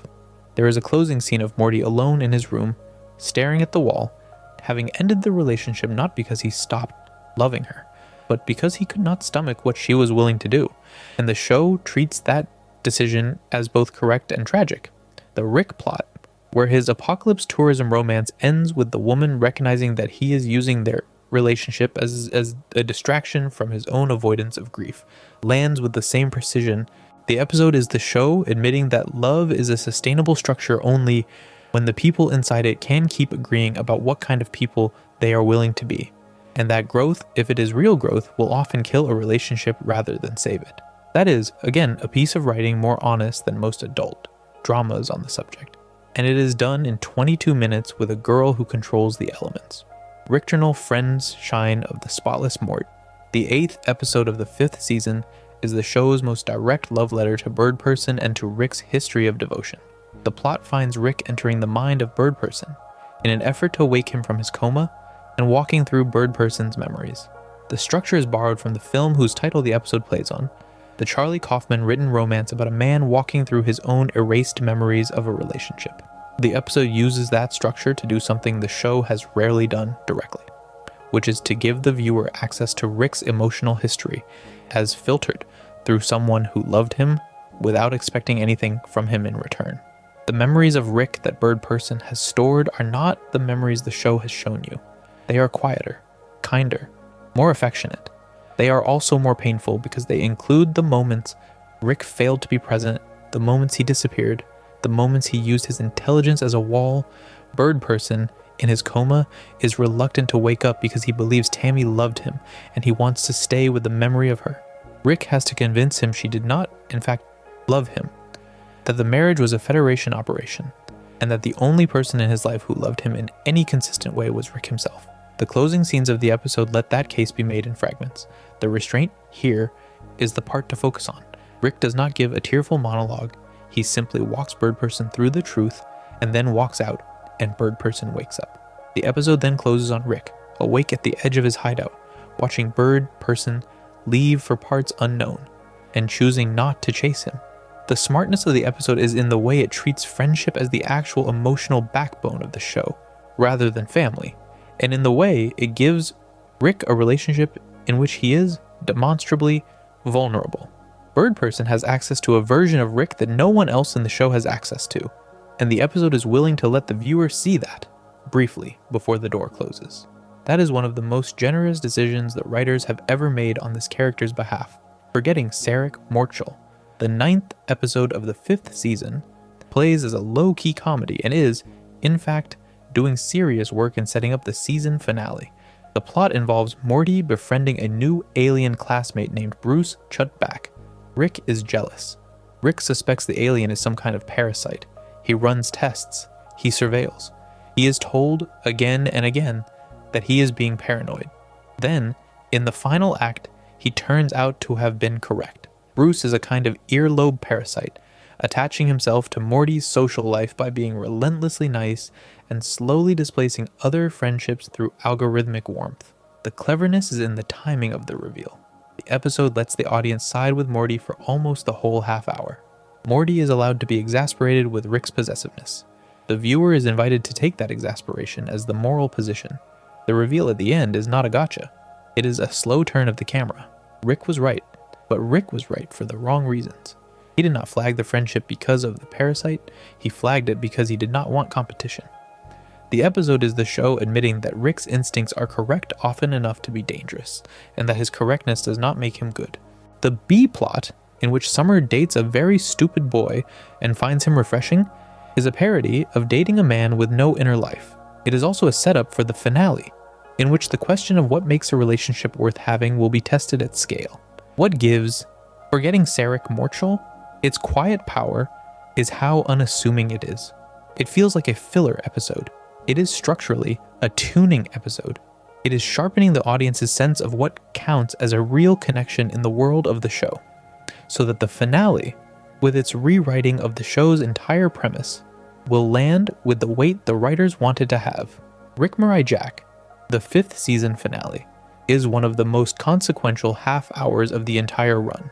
The episode opens with Morty, having broken up with Jessica, asking Rick to take him on an adventure to forget her, and the two of them entering a long montage of bloody, cathartic missions across the multiverse. The montage doubles as a state of the union for the show. Rick and Morty are at their most dangerous, their most efficient, their most united. Then the episode pulls back. The mission they are on is, it turns out, the Citadel of Ricks, which has reformed under new leadership. The new leader is Evil Morty, who has been working from inside the system for years. The Citadel is fighting a long war against him. Evil Morty's plan, which he has been building for the entire run of the show, is revealed at last. He intends to break out of what he calls the Central Finite Curve, the segment of the multiverse the Council of Ricks has fenced off as the set of all universes in which a Rick is the smartest being alive. He believes that the curve is a cage. He believes that every Rick has built his life inside a self-serving boundary, because beyond the curve there are infinite universes in which Ricks are not the smartest beings, in which Mortys are smarter than them, in which the established power structure of the show collapses. Evil Morty intends to puncture the curve and step out. The episode then lets him do it. He breaks the curve, he walks through. The Citadel is destroyed in the process. Rick is left in shock. Morty, watching, finally understands what Evil Morty was actually trying to do, which was not to take over the multiverse but to escape it. What makes this episode land so hard is the fact that in a single half hour, the writers reveal that the entire setting of the show, the multiverse that Rick has lorded over for 5 years, is a curated subregion, and that the protagonist's intelligence is, by his own design, only the highest intelligence inside the fence he has chosen to live in. That recontextualizes everything that came before. The smartest character in any room turns out to be the smartest because he picked the room. Evil Morty walking through the wall is also, in form, a piece of writing about being trapped inside a genre and choosing to walk out. The episode is the show telling the audience that the rappers have been the limits all along, and that intelligence, real intelligence, is partly the ability to recognize what your rapper actually is and to refuse to live inside it. That is, by some distance, the largest single intellectual move the show has ever made, and it is delivered in the closing minutes of a season finale. Solarix, the season 6 premiere, has to clean up the aftermath of Evil Morty's exit and rebuild the show in a smaller, sadder, more rigorous register, and it does so by sending every Smith home. Rick's portal gun is broken because the breaking of the Central Finite Curve has cut the show's universe off from the rest of the multiverse it used to roam freely through. The family is scattered across dimensions, and the only way the portal gun can move them is by sending them back to the universes they were originally born in. Morty is dropped into the Cronenberg world from Rick Potion number 9, the universe he and Rick fled at the end of season 1, and he finally walks through his childhood home, finally meets the post-apocalyptic versions of his parents, who have survived as warriors among the mutated remains of their neighbors. Rick is dropped into his original home universe, where Rick Prime, the version of Rick who, by the show's framing, originally killed his wife and daughter, used to live, and he walks through the bones of his old kitchen, looking at where his Diane and his original Beth used to be.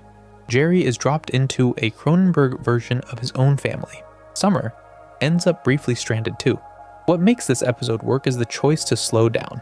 The show, having spent 5 seasons treating Rick's lost family as a memory device, finally puts him in the room with the loss. He stands in the kitchen. He says nothing important. He cries, briefly, off camera. He kills, with no joy, a version of himself who was hiding inside the house. He returns. Morty's plot does the parallel work for him. The version of his parents he was raised by is not the version of his parents he was born to, and he is allowed to feel the distance of that fact for the first time in years. The episode is the show announcing that the post-curve era is going to be quieter, more grief-shaped, more interested in the specifics of what has actually been lost, and it does so by giving the audience a tour of those losses, room by room. The closing scene of the family back together, eating dinner in silence, is the first time the show has presented its main cast as people who have all survived the same disaster together, rather than as people Rick has imported into a story he is running. The rebalancing matters. The Smiths are now equal stakeholders, in part because Rick has been forced, by the breaking of his playground, to acknowledge that they were always real, and he was, by his own choice, the temporary visitor. Rick A. Mort, Well Lived, the second episode of the 6th season, takes a very simple piece of borrowed science fiction and uses it to do an enormous amount of character work. The plot involves Morty being trapped inside the consciousness of a single non-player character in a video game, while terrorists hold the players of that game hostage outside, and Rick having to enter the game to extract him. Inside, Morty has split his consciousness across millions of duplicates of the non-player character, living millions of lives at once, in order to survive the duration of his trap. Rick finds him among the millions and has to talk him into letting himself collapse back into a single self. The episode is a parody of Ready Player One, and of every other piece of digital identity fiction that uses the idea of fragmentation as horror. What carries it is the way the writers, having set up the science fiction, refuse to use it as window dressing. Morty, in the game, has lived several lifetimes, has loved and lost in those lifetimes, and the experience of being asked to consolidate back into a single self is genuinely terrifying for him. The closing scene, in which the millions of him have to merge into one, is rendered as a kind of digital eulogy for all the lives he is being asked to give up. The episode also lets Rick play emotional therapist, which is rare. He uses video game logic to talk to a version of his grandson who is, briefly, more existentially aware than he is, and he does so by lying, by trickery, by appealing to the structural shortcuts that all video games rely on. The B-plot, with Summer trying to control the gun outside the game, is a tense action setup that lets the writers make the case that what Rick is doing inside the game is fundamentally a software hack, and that the rescue is no more meaningful than any other restart. The episode resists that frame at the end by giving Morty a moment of grief when he wakes up, by refusing to let him laugh off the experience. The smartness here is in the refusal to treat digital experience as lesser. Morty has lived. The lives were real to him. The show treats that as the relevant fact, not the technology. Bethic Twinstinct, the third episode of the 6th season, finally pulls on the thread the writers have been holding since the ABCs of Beth. The plot is that Space Beth, returning to visit, falls into a romantic and physical relationship with original Beth. Jerry, having to process this, plays out the entire emotional sequence of a man whose wife has begun an affair with another version of his wife. The episode treats this with a kind of clinical respect that almost no other animated comedy could have pulled off, because the show has been laying the groundwork for years. The viewer already accepts that both Beths are equally real, that both Beths love their family, and that the relationship between the two of them is, in essence, both a love affair and a project in self-acceptance. The calibration of the comedy is the thing to watch. The writers know exactly how easy it would have been to play this for sleazy laughs, and they refuse. There are jokes. The jokes are precise.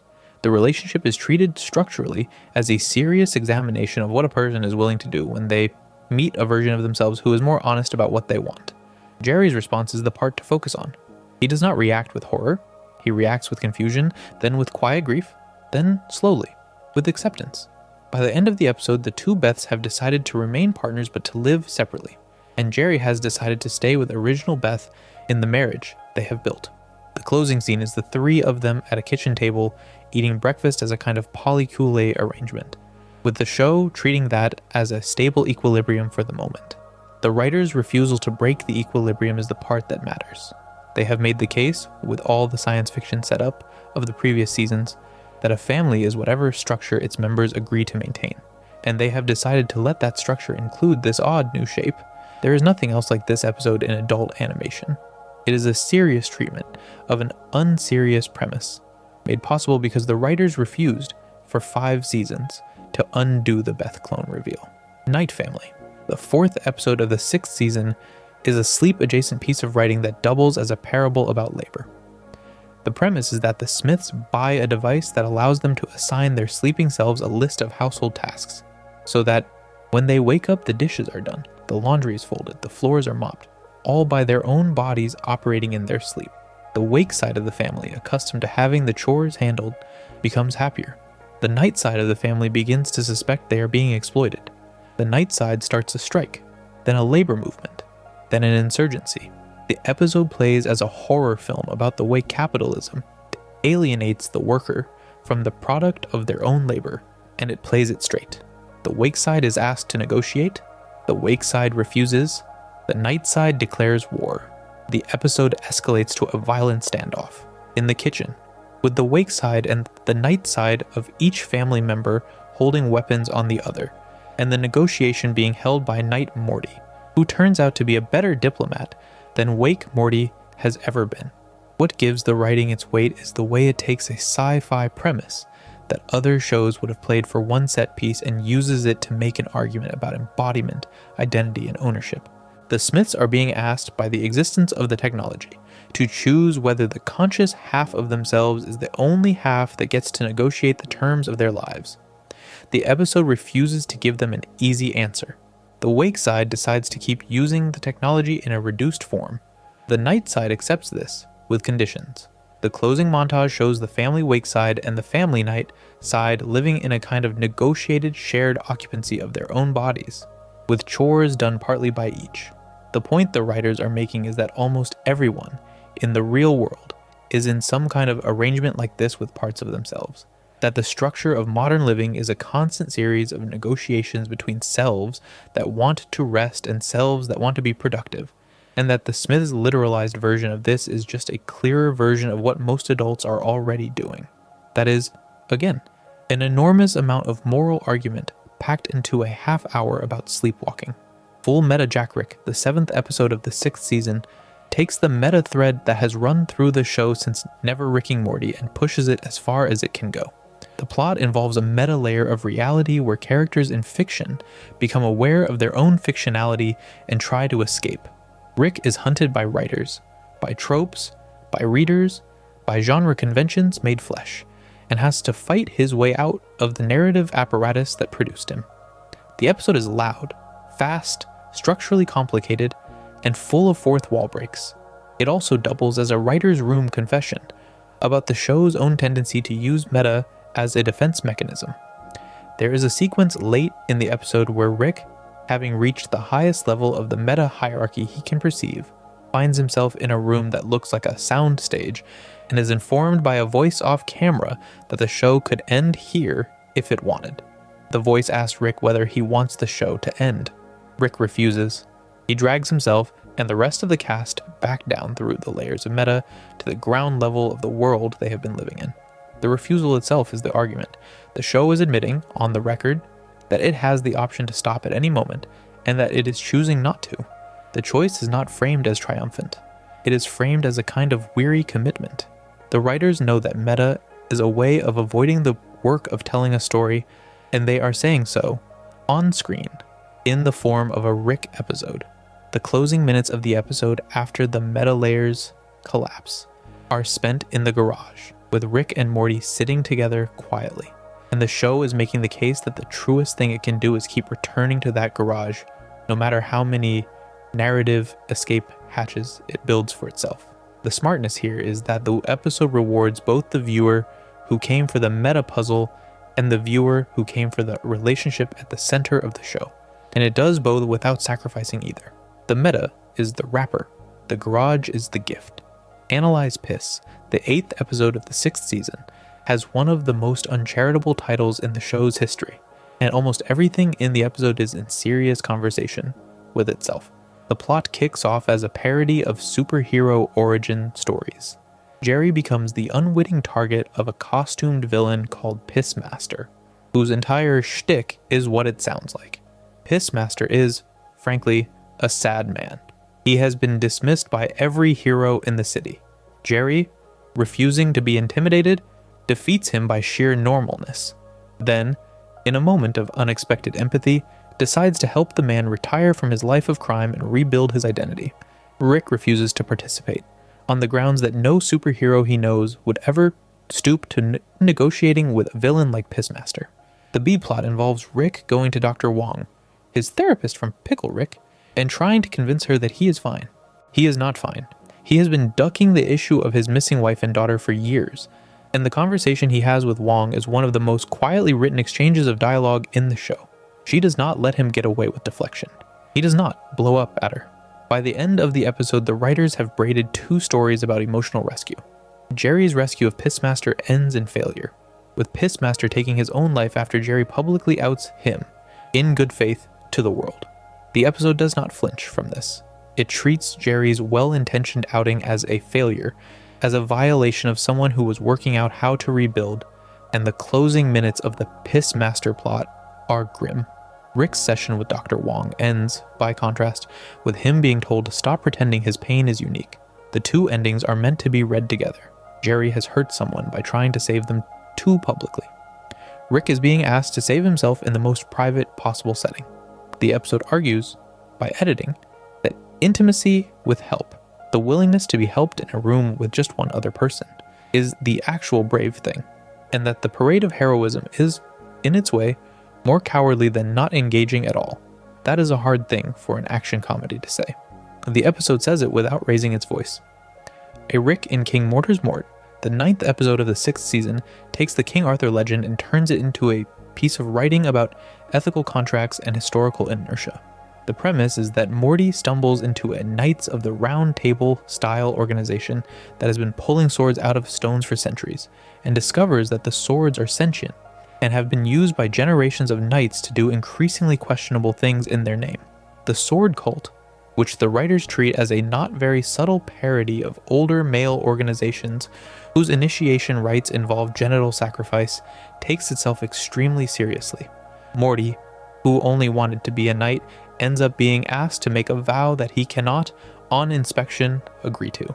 The episode then becomes a slow argument about consent, ritual, and the way old institutions trap young members by exploiting their initial enthusiasm.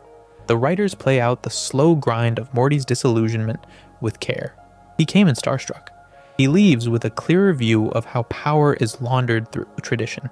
The Rick plot, in which he goes on his own quest to free the swords from their bondage, ends in his standard mode, with him violently dismantling the institution. The contrast is what gives the episode its shape. Morty's growth is gradual. Rick's growth is none, but his rampage clears the space for Morty's growth to mean something. The closing scene of the two of them, walking home through a destroyed temple, is the show making the case that the work of dismantling old systems is often done by the older, harder, less idealistic people in the room. But the work of building anything in their place has to be done by the younger ones who came in willing to take a vow before they understood what it meant.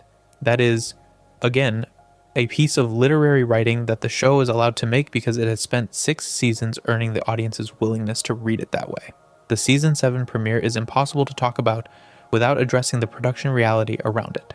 In early 2023, the show's co-creator Justin Roiland was removed from the production after the studio cut ties with him following felony charges, which were later dropped. Roiland had voiced Rick and Morty since the pilot. The show, faced with the question of whether to recast or to end, chose to recast. Ian Cardoni and Harry Belden were hired to play Rick and Morty respectively. The transition was, by the writer's own admission, the hardest production challenge in the show's history. What is striking about the 7th season's premiere, How Poopy Got His Poop Back, is its quietness on the question. The episode opens with Rick and Morty in their usual register, voices slightly different but recognizable, and the show simply continues. There is no in-story justification of the voice change, no joke about it, no acknowledgement. The episode plays as a normal episode. Rick goes to help his old friend Poopy Butthole, who is in the middle of an alcoholic crisis. He brings along Bird Person and Squanchy and other long-running side characters.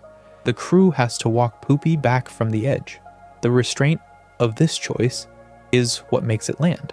The show is, in essence, modeling the behavior it is asking the audience to perform.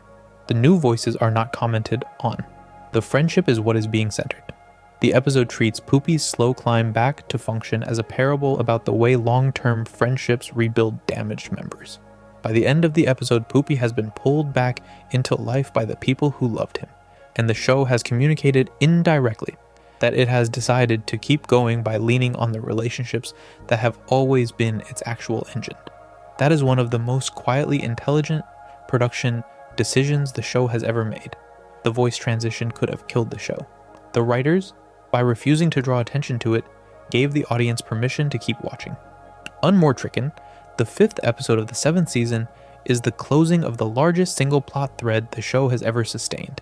The plot is the long-awaited confrontation between Rick and Rick Prime, the version of Rick who, by the show's framing, killed Rick's original wife Diane and original Beth, and whose existence has been the structural antagonist of the show since the season 5 finale of Rick Morai. Jack revealed his role. Rick and Evil Morty, working together for the first time, hunt Rick Prime through the multiverse. Rick Prime, having been hiding for years, is found in a fortress in a depleted dimension. The fight is brief, brutal, and intentionally unsatisfying. Rick Prime is not given a long monologue. He does not receive a sympathetic backstory. He is killed. The writers had set up, for half a decade, the possibility that this confrontation would include grand revelations, that it would let Rick monologue, that it would close his arc with a long, meditative scene. The episode refuses to deliver any of that. The killing is a sudden, blunt act. Rick walks out of the fortress and does not feel better. Evil Morty, whose role in the episode is part ally, part chaperone, looks at him with something close to pity. The closing scenes are spent at home in the kitchen in silence. What carries the writing here is the refusal of catharsis. The show has decided, structurally, that the actual lesson of the Rick Prime arc is that revenge does not produce the resolution the revenger wanted. The death of Rick Prime does not bring Diane back. It does not bring original Beth back. It does not even give Rick a clean ending. It just gives him an empty afternoon. The writers had to know, going into this episode that part of the audience would feel cheated by the brevity of the fight. The fact that the writers committed to it anyway. The fact that they delivered the long-awaited confrontation as a hollow act rather than a triumph is one of the most morally serious decisions the show has ever made. It is the show telling you in the bluntest possible way that the genres it has been operating in for years, the revenge plot, the anti-hero arc, the climactic fight, are all structurally incapable of providing what the wounded character actually needs. That is structurally one of the most intelligent moves in the show's history. And it works precisely because so many viewers found it unsatisfying. Wet Quat, A Mortican Summer, the 7th episode of the 7th season, is a piece of meta writing about the way the show treats its own side characters. The plot involves a long-delayed alternate adventure in which Rick and Morty wear knight armor through a series of escapades in a parody of beach movie comedies and chivalric romances. The episode is, on its face, light. The cleverness is structural. The episode is being shown to the audience after they have already heard about it, from references inside the show over many years. So when they finally watch it, the experience is of catching up with a story that has always been treated as a footnote. The writers are playing with the way fan service can be deferred, and how a small joke about an unseen adventure can be turned into a real adventure, and how the real adventure, when delivered, will inevitably feel smaller than the joke. The choice they make is to embrace that smallness. The writers do not try to outdo the audience's imagination. They simply deliver the adventure in a workmanlike way, and let the episode's own modesty be the point. The B-plot, in which the family deals with a family-wide squabble back home, is itself a fan service callback to small earlier moments. The episode is the show practicing a kind of literary modesty, rare in shows that have built their reputation on escalation. It is the writers admitting that not every adventure has to be the largest one yet, that some adventures are interesting because they are smaller than expected, and that the show is allowed to spend a half hour just having fun. That is, in itself, a sign of mature writing. The smartest move a long-running show can make is to know when to play in a lower register. Fear No Mort, the season 7 finale, is the most ambitious psychological episode the show has ever attempted, and it works because the writers refuse to give the viewer a clean read on what is real until very late in the runtime. The premise is that Morty enters a fear hole, a device that traps a person inside their own fears. Rick goes in after him.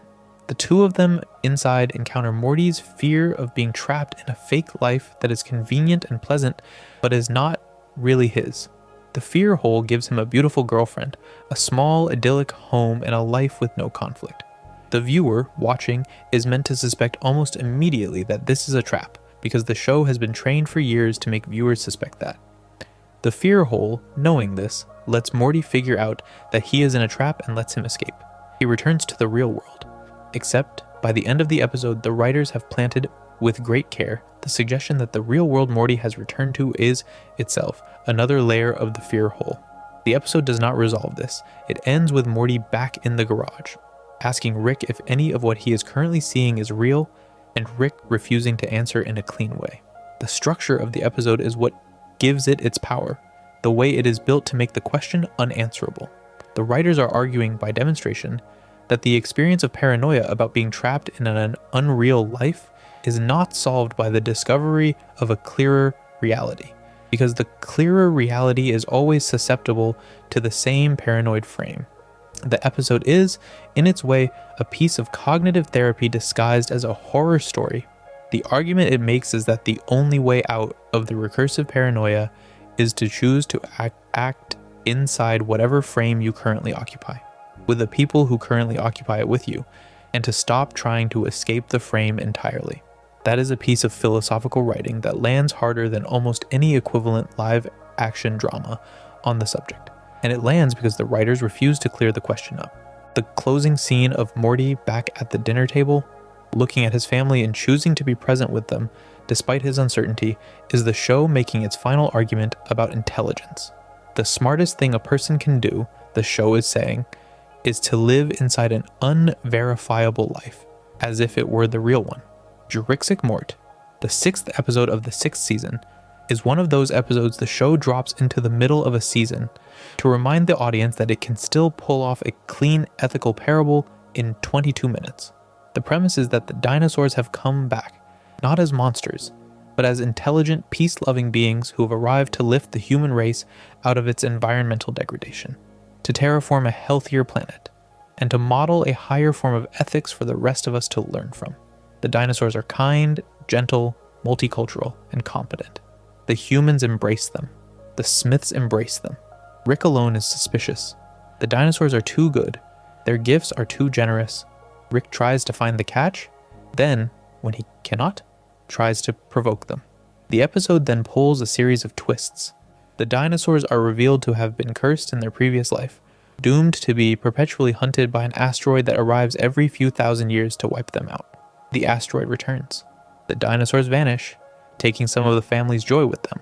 The lesson the episode argues for is in the way the writers refuse to give the viewer either a cynical or a sentimental conclusion. The dinosaurs were genuinely good. Their goodness did not save them. Rick's cynicism was not vindicated by the asteroid, because the asteroid was not their punishment. The episode argues, in its closing moments, that goodness in a hostile cosmos is not unrewarded but is often not enough, and that the proper response to the existence of good beings in your life is not to mistrust them but to be grateful, briefly, for the time you got with them. That is, again, a piece of moral writing that is difficult to do in a Rick and Morty episode without feeling preachy.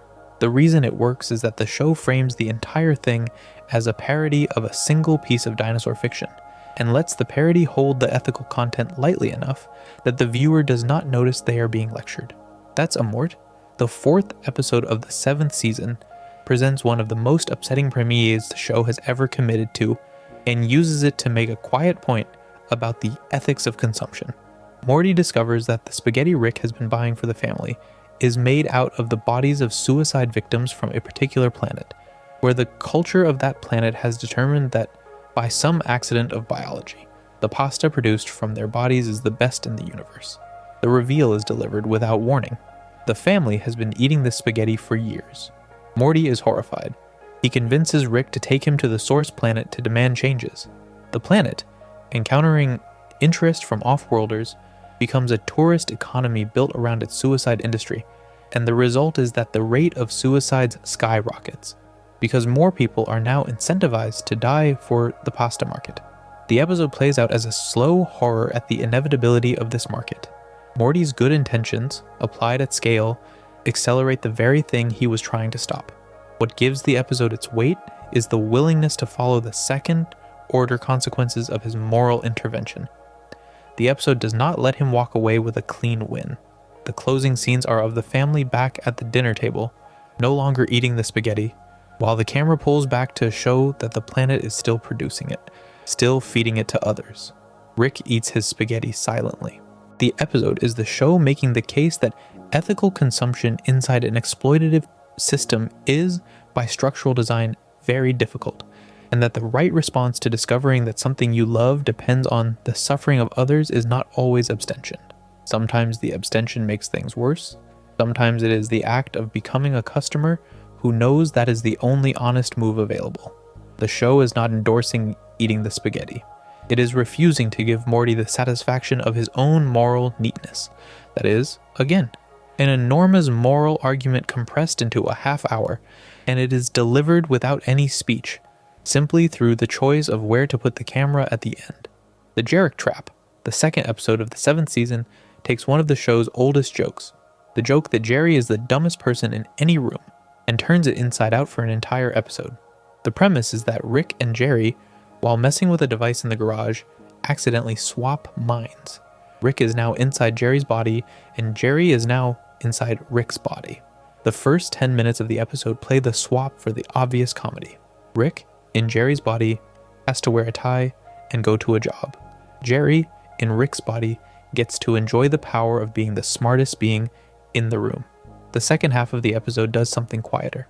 Jerry, in Rick's body, discovers that he is actually quite capable of inhabiting Rick's life, that his decisions, while not as elegant as Rick's, are not as bad as Rick's contempt would suggest, and that he is, in his way, a perfectly serviceable Rick. Rick in Jerry's body discovers that Jerry's life is harder than he thought. The episode lets both men live in each other's shoes long enough for the lesson to land structurally, and then it swaps them back. The writer's refusal to make the lesson didactic is the part to admire. Neither man gives a speech. Neither man says the obvious thing. They just go back to their lives, with the knowledge of what they have learned sitting quietly in the background. The closing scene has Rick handing Jerry a beer, and Jerry accepting it, and the two of them watching television together in silence. The argument the episode is making is that the show's longest running joke, the joke about Jerry being inferior to Rick, has always been slightly wrong. That Jerry's life is not less significant than Rick's, only smaller.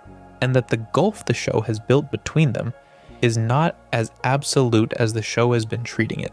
That is a brave move for a show with a built-in audience that often enjoys laughing at Jerry. The writers have decided to make Jerry, late in the run, a more dignified character, and to make Rick's contempt look, for the first time, like the genuine failure of judgment it has always been. That is one of the smartest character moves the show has made in years, and most of the audience does not notice the swap as a thesis statement, because it is dressed up as a body swap comedy. Air Force Wong, the third episode of the 7th season, brings Dr. Wong back into the show in a way that completes the work begun in Pickle, Rick, and Analyze Piss. The plot, on the surface, is a parody of government cover-up thrillers. The president, returning, is convinced that Dr. Wong is an alien threat to national security. She is, in fact, exactly what she appears to be, a competent patient therapist who has been treating Rick for years. The episode follows the president's increasingly paranoid investigation of her. She is held, interrogated, accused. Rick, who has spent the entire run treating her with thinly disguised contempt, defends her. Two arguments are running here at once. First, the episode argues that Rick's actual respect for Wong has been growing under the surface of his behavior, and the moment he is forced to choose between her and a powerful institution, he picks her. That is, for Rick, an extraordinary moral choice. Second, the episode uses Wong's calm, professional refusal to be intimidated as a model for the audience. She is asked the most extreme possible questions, and she answers them like a professional. The plot resolves with Rick liberating her from custody, with no monologue, and dropping her back at her office, with Wong returning to her practice as if nothing has happened. The episode is the show making the case that the people who help us are often more powerful than the institutions that try to capture them, and that the response to institutional paranoia is, in many cases, to refuse to perform the drama the institution wants. That is, again, a quiet moral argument carried by a show that often plays louder ones, and the fact that it is delivered through a therapist who never raises her voice is the point. Rest and Ricklantis, the 6th episode of the 3rd season, takes the gimmick of internal duplication, which the show would later use in different forms across the run, and uses it to make one of the cleanest arguments the writers have ever made about the cost of intelligence. The premise is that Rick and Morty are stressed out after one of their adventures and check into a spa. The spa, in its initial sales pitch, claims to remove all the toxicity from a person and store it in a separate vessel. Rick and Morty walk out of their pods refreshed. Their toxic selves walk out the back doors, fully formed, into the world. The episode then follows two parallel plot lines, each weirder than expected. The healthy Rick and Morty become, over the course of the episode, almost unrecognizable. They are kind. They are productive. They speak gently to family members. They listen. Rick, in particular, becomes a man so emotionally open, he becomes vulnerable to predatory financial actors, because his cynicism has been removed. Meanwhile, the toxic Rick and Morty go on a spree of escalating cruelty, with toxic Rick eventually deciding that the world is owed nothing and acting on that view at a planetary scale. The episode's argument is the slow recognition that the healthy versions are missing exactly the things they need to defend themselves.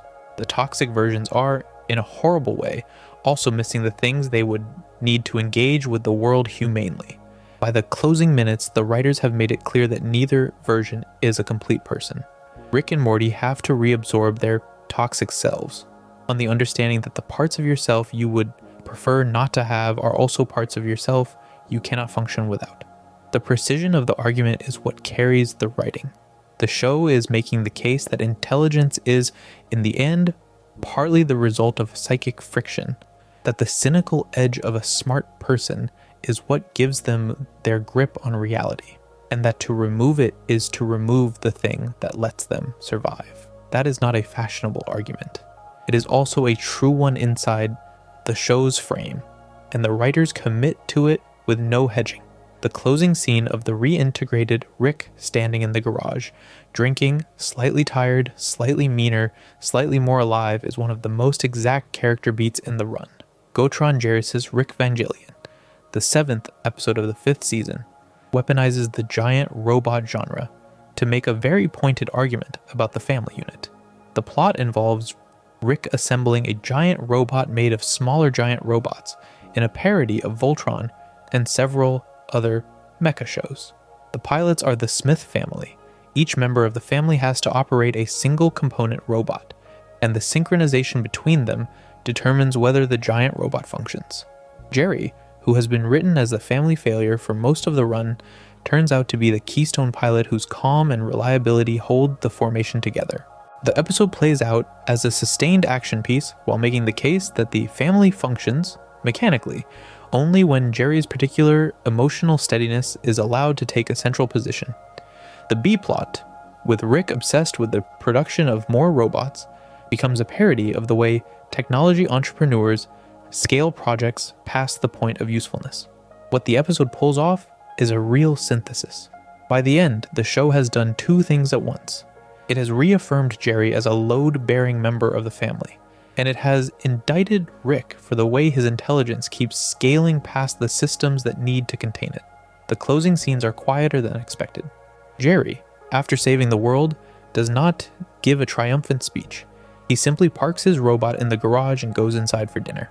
The writers choose to keep him modest, to refuse to let him become a hero in the conventional sense, and to keep him, instead, a man who came home tired after a long shift. That is, structurally, one of the most affectionate things the show has done for him.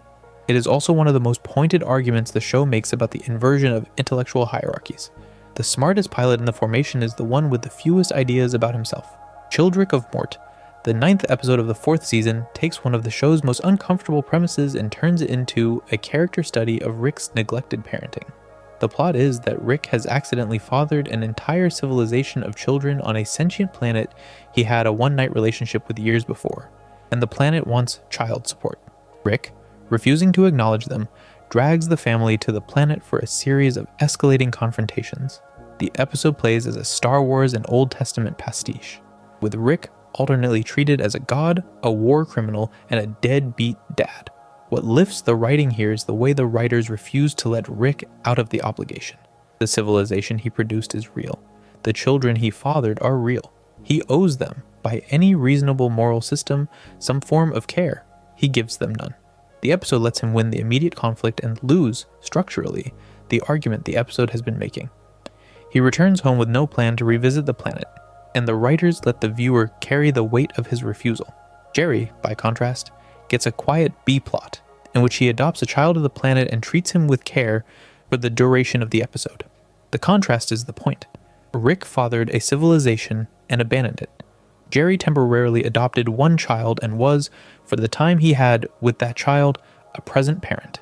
The argument the show is making is that the size of your potential is not the same as the size of your responsibility, that producing 100 children does not make you a father, that being present to one child does.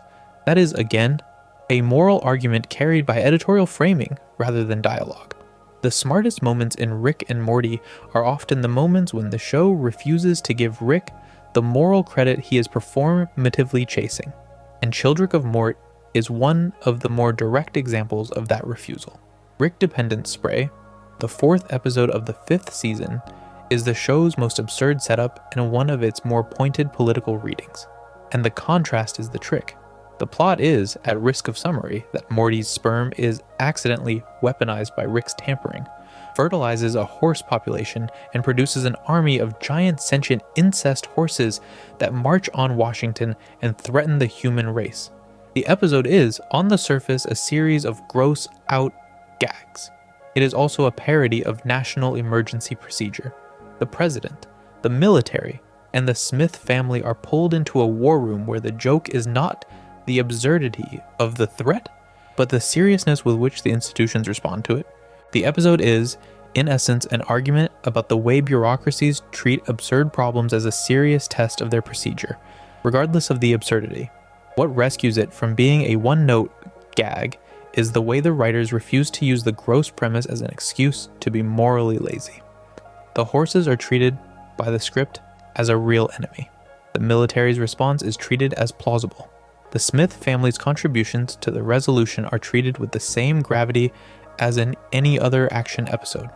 By the end, the writers have made a case, by demonstration, that the test of institutional intelligence is not whether the situation is dignified, but whether the response is competent, and that most institutions, when faced with a problem that embarrasses them, fail to respond well because they are too busy trying to manage the embarrassment. The show is, in that sense, making a pointed argument about how cover-ups work, and it is doing so under the cover of a sperm joke. That is one of the show's most reliable tricks, and Rick-dependent spray is one of its purer examples. Morty Night Run, the second episode of the second season, may be the most morally exact half hour the show has aired in its first few years. The premise is that Rick sells a gun to an assassin, and Morty, in horror, decides to rescue the assassin's intended target. The target is a being called Fart, a gaseous telepathic creature who speaks to Morty through music and presents himself as a peaceful, ethereal soul wronged by the universe. Morty believes him. Morty risks his life to save him. Rick rolls his eyes through the whole thing. The two of them spend the episode running, hiding, fighting, and finally helping Fart return to his home dimension. In the closing seconds, Fart, before leaving, reveals to Morty that his species has a stated intention to wipe out all carbon-based life when they finally return in force. Morty, in shock, shoots him in the back. The episode ends. There is no reflection. There is no monologue. There is only a boy who has just realized that his moral instincts were exploited, and who has had to perform the kind of cynical killing he would have refused to perform an hour earlier. The patience of the construction is what gives it its weight. The show lets the viewer side with Morty for almost the entire episode. The viewer is meant to want Fart to live. The reveal is structured so that the viewer is implicated in Morty's misjudgment, and the shot is structured so that the viewer is implicated in his correction. The B-plot, with Jerry in a daycare for the spouses of geniuses, is a parody of holiday childcare that turns into a soft horror about the way men can be trained to be sedentary inside their own marriages. The two plots make different arguments about complacency, with Morty's plot arguing that the unworldly should be skeptical of the world's appeals to their compassion, and Jerry's plot arguing that the world is happy to provide a comfortable enclosure to any man who will agree to remain inside one. The combined moral case of Morty Night Run is one of the more honest the show has ever made, and it is wrapped as ever in animation that lets a tired viewer experience it as a comedy. Big Trouble in Little Sanchez, the 7th episode of the second season, is the show's introduction of Tammy as a serious character, and it does its work quietly. The A-plot is Rick injecting his consciousness into a teenage clone of himself in order to infiltrate Morty's high school to hunt a vampire. The B-plot is Beth and Jerry going on a marriage retreat, where their counselors turn out to be alien beings who externalize each of their psychic visions of the other into physical monsters. The B-plot is the part to focus on. The two monsters, Beth's vision of Jerry and Jerry's vision of Beth, escape and start attacking the resort. Beth's vision of Jerry is small, pathetic, and helpless. Jerry's vision of Beth is enormous, vicious, and terrifying. Both are real, in the sense that they are accurate representations of what each person feels about the other on a primal level. The episode lets the couple realize, slowly, that the visions are a kind of brutal honesty about how they have allowed themselves to perceive each other, and that the marriage is held together by a series of carefully maintained illusions about who the other person is. The closing scenes are not redemptive. The couple kills their respective monsters. The marriage limps on. What carries the writing is the willingness to let the externalization be honest. The show is making the case that long-term relationships often run on perception management, and that the worst version of your partner that you carry around in your head is, in some sense, a real shape that lives in your relationship even when you try not to look at it directly. The Tammy reveal in the A-plot, when she casually, shows up at the school and turns out to be a far more competent and dangerous figure than the audience had been led to believe, is the show closing in on a longer-term arc by stealth. Almost no one watching the episode in its first run clocked the depth of what had just been planted. The writer's willingness to plant arcs without underlining them, and to trust that the audience will still be there when they are paid off years later, is one of the show's quieter forms of patience. Look Who's Purging Now, the 9th episode of the second season, is the show's most sustained engagement with a single genre, the Purge film, and its cleverness is in the inversion at the end. The premise is that Rick and Morty crash land on a planet whose civilization has, by tradition, one night a year when all crime is permitted. The first act of the episode is, deliberately, the kind of action sequence the genre invites. Bodies, blood, comedy of escalation. Morty, at the midpoint of the episode, breaks under the pressure of seeing too much violence and snaps into a berserk killing spree, voluntarily, almost gleefully, against the inhabitants of the planet. The episode then becomes a different kind of film. It becomes a film about what happens when a quiet person reaches a moral breaking point and discovers that they were never as peaceful as they thought. Rick has to coax him back from it, with a calm that the show has rarely given Rick. The B-plot, set in a candy mansion, with a local poet character who turns out to be the secret owner of the entire industrial purge economy, is a satire of the way ruling classes hide behind the appearance of artistic refinement, while running the violent infrastructure underneath. What gives the writing its punch is the marriage of the two plots. Morty's descent into violence and the poet's careful refinement are two different responses to the same horror, and the show frames both as failures of moral imagination. The closing scenes, with the purge ending and the survivors going back to their daily lives, are a quiet indictment of every cultural system that allows itself a periodic release valve for cruelty, on the grounds that the cruelty is contained. The episode does not lecture. It just shows you Morty's face the next morning, and that face is enough. The intelligence of Rick and Morty is not only in its episodes, it is in the way the writer's room has, over the years, structured its own decisions about what to escalate, what to defer, what to drop, and what to leave open. The Beth clone question is one example. The writers planted it in a season 3 episode and refused to resolve it across the remainder of the run, treating both possibilities as equally true and making story out of the unresolvability rather than out of the answer. The bird person arc is another. The character was introduced as a side joke in season 1, killed in season 2, resurrected as a cyborg in season 4, revealed in his memories in season 5, and allowed to leave in season 7. The arc spans the show's entire run and is not, at any point, treated as the most important thing happening, but it is consistently honored by being given the right amount of weight each time it surfaces. The Evil Morty arc is a third, planted in the back half of season 1 as a single line of dialogue about a missing Morty, foreshadowed across 3 seasons of cameos, paid off in the season 3 centerpiece, the Ricklantis Mixup, expanded in the season 5 finale, and converted into the engine that drives season 6's quieter post-curve era. What carries these arcs is not the cleverness of any individual reveal. It is the willingness of the writers to sit on threads for years, and the discipline to drop threads that turn out not to be working. Several promising threads in early seasons were quietly abandoned because the writers decided the threads were not earning their place. That kind of editorial honesty is rare in long-running shows, especially long-running animated shows, and it is one of the reasons the series ages better than its peers. The intelligence is also in the casting and recasting decisions. The show was, across its first 6 seasons, a vehicle for the voice acting of its co-creator. When that voice was no longer usable for reasons outside the show, the production faced a choice that has destroyed other shows. The fact that the recasting was, by deliberate writing, treated as a non-event in the show's universe, that the writers refused to make a joke about the new voices, that the new performers were trained to honor the rhythms of the original without imitating them slavishly, that the first post-recast episode used a friendship plot to model the kind of acceptance the audience was being asked to perform, are all editorial choices that demonstrate a kind of organizational intelligence rare in television. The smartest move the production could have made was to refuse to treat the recasting as a crisis, and to keep telling stories. That is the move they made. The show is still on the air for the same reason. The intelligence is also in the show's handling of its own meta tendencies. Rick and Morty has, throughout its run, been tempted to disappear up its own narrative apparatus. It has, at every important moment, refused. Never Rick and Morty refused to give Rick a redemption arc. Full meta, Jack Rick refused to end the show.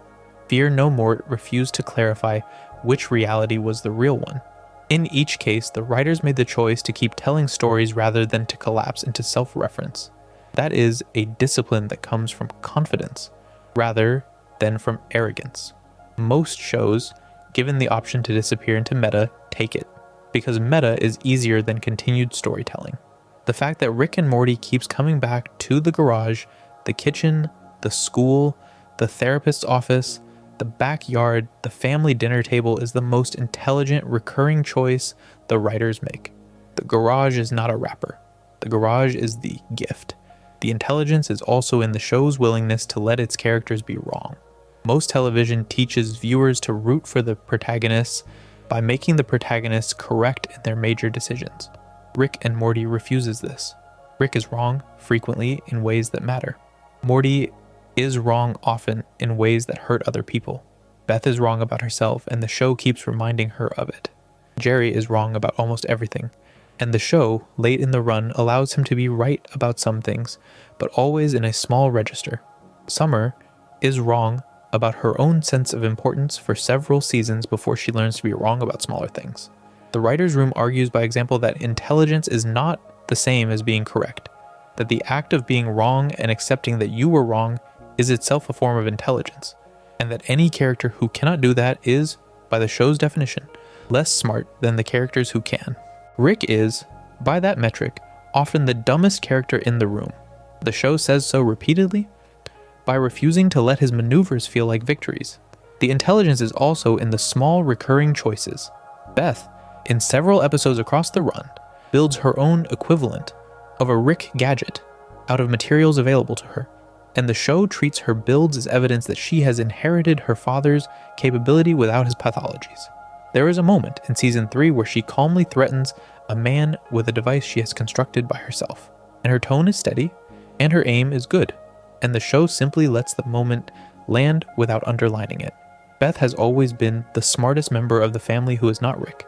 The show, late in the run, lets her be smarter than Rick about herself. There is a quiet sequence in one of the later episodes where she is asked about the clone question and refuses to engage with it at all, on the grounds that the question is, by design, unanswerable, and that the time spent on the question is time taken from the life she is actually living. That is a piece of writing about an intelligent person making peace with their own uncertainty, and it lands because the show has earned the right to let her be calm about it. Summer's evolution is its own form of smart writing. In the early seasons, she is a high school stereotype, defined by texting, by social anxiety, by the small kind of cruelty that high school inflicts, and that she partly perpetuates. By the back half of the run, she is a competent adventurer, with combat skills, mechanical knowledge, and a track record of holding the family together in crises. The shift is gradual, and the writers are careful not to flag it as growth. They simply let her become, over the years, a person whose mistakes are smaller and whose competences are larger. There is a moment in one of the later episodes where she walks into a fight with no hesitation, and the family does not comment on it because the family has learned to trust her. The show has, over its run, quietly built one of the more believable arcs of a teenage girl growing into her own capability, and it has done so without ever pausing to admire its own work. Morty's evolution is harder to describe because the show, by design, keeps him close to his original shape. He is meant to remain the audience surrogate, the wide-eyed accomplice, the boy who cannot quite catch up to his grandfather. The intelligence of the writing around him is that the show has always told you, in its quietest moments, that Morty is, in fact, smarter than he lets on. The Citadel material shows you what a politically focused Morty can do. The Edge of Morty episode shows you what a Morty driven by self-interest looks like. The Mort dinner Rick Andre episode shows you what a Morty becomes after decades of war. Each of these is a snapshot of what Morty would become if any single one of his impulses were dialed up, and the show keeps returning him to a baseline that is, deliberately, more humane than any of those extremes. The argument the show is making about him is that the smartest thing a young person can do is to stay open, to refuse to crystallize too early, to keep absorbing rather than committing. That is a piece of moral writing that almost no other adult animation gives its young protagonists. Jerry's evolution is the quietest. The show, in its early years, used Jerry as a punching bag. By the back half of the run, he is, on the evidence, the most consistently emotionally available adult in the household. He is willing to be wrong. He is willing to apologize. He is willing to sit with discomfort. He is, when given a small task, often the first to do it. The writers have not made him smart. They have made him good. And the show, by the editorial weight it gives his small acts of decency, makes the case that goodness is the harder accomplishment, and that intelligence without it is the easier prize. There is a moment in one of the later episodes where Jerry sits with his son at the end of a hard day and says something completely ordinary about loving him. The line does not land with fanfare. It is just there. The smart move the writers have made with Jerry over a decade is to refuse to redeem him in any of the easy ways and to simply let him keep showing up, small day after small day, until the audience starts to suspect that the showing up is itself the redemption. The intelligence is also in the show's running confrontation with the genre it operates in. Rick and Morty is, in the broad sense, an adult animation built on the same architecture as the long line of cartoons that came before it. It uses the family as a setting. It uses the genius and the sidekick as its central relationship. It uses the half hour as its form. The writers have, over a decade, made a sustained argument that those architectural choices are not, in themselves, a limit. They have used the family setting to make literary arguments about identity. They have used the genius and the sidekick relationship to make literary arguments about consent. They have used the half hour to make literary arguments about closure and about the way television conditions an audience to expect closure even when no closure is honest. The show is, in that sense, a piece of writing that uses its own genre as the material it is interrogating. And the interrogation is patient enough that the audience often misses it as it is happening. The smartness of the show is not the smartness of its protagonist. It is the smartness of the writer's room as a unit. And the smartness of the writer's room is, in the end, the smartness of a group of people who have chosen to keep telling stories about the same family for a decade while changing what those stories mean. The intelligence is also in the show's relationship with its own audience. From the earliest seasons, Rick and Morty has been adjacent to an audience that the writers have, at times, found difficult to live with. There have been moments when the show has been used by parts of that audience as a banner for things the writers did not endorse. There have been moments when the show's references and gags have been taken as endorsement of viewpoints the writers were satirizing. The writers have, at moments across the run, made small but pointed corrections inside the show, refusing to let the show's surface elements be taken as its full content. The McDonald's sauce arc is one example. The script of that arc is, in its full context, a horror monologue about a man who has lost the will to live, and who has decided to fixate on a trivial obsession because the trivial obsession is the only thing that holds him together. The fact that some of the audience converted that monologue into a literal demand for the sauce is the kind of misreading the writers have had to live with. The show has not, in response, abandoned the rich material that produces those misreadings. It has, instead, continued to make the rich material, on the theory that the only honest response to a misreading is to keep writing what you think is true. That, structurally, is also a form of intelligence. There is a kind of smart that you only notice on a second watch. Rick and Morty is full of it. The early seasons plant lines that pay off years later. The middle seasons set up the architecture for the post-curve era. The late seasons go back and reread the early seasons in a different register, recasting jokes as foreshadowing, recasting throwaways as significant. The show rewards the close watcher in a way that few cartoons do, and the rewards are not often surprises. They are confirmations. The viewer who has paid attention is given, every few episodes, a small signal that the show was paying attention to. That is, in its way, the truest sign of intelligence in a long-running piece of work. It is the choice to remember, season after season, what the show has already said. There is also a kind of intelligence in the show's relationship with sleep. Rick and Morty, despite its surface intensity, is a show that has been watched by enormous numbers of viewers in the small hours of the night with the lights low with the volume down as background to falling asleep. The writers seem aware of this. The pacing of the show, which can feel frantic in the action sequences, is, in its quieter moments, often closer to a meditative pace than a comedy pace. The dinner scenes are long, the garage scenes are slow, the closing montages drift. The viewer who watches the show in the dark, in the night, with no other distractions, will notice that the show is, in many of its quietest scenes, almost asking to be watched at a slower tempo. That, if you want to read it generously, is the kindest piece of intelligence the show has ever offered, a willingness to be the kind of work that holds a tired audience through a long night and asks little back from them. If you had to name the single smartest moment in Rick and Morty, the show, by its own structure, would have refused to let you. The writers have built the run, by deliberate design, so that no one episode is the high point. There are episodes whose intelligence is more visible, like the Ricklantis Mixup, or Total Recall, or Mort Dinner Rick Entry, or Rick Mirai Jack, or Unmore Trickin'. There are episodes whose intelligence is quieter, like Pickle Rick, or Erotic Assimilation, or The Old Man and the Seat, or Bethic Twinstinct, or Fear No Mort. The two registers depend on each other. The visible intelligence of the centerpieces only matters because of the quiet intelligence of the smaller episodes that surround them.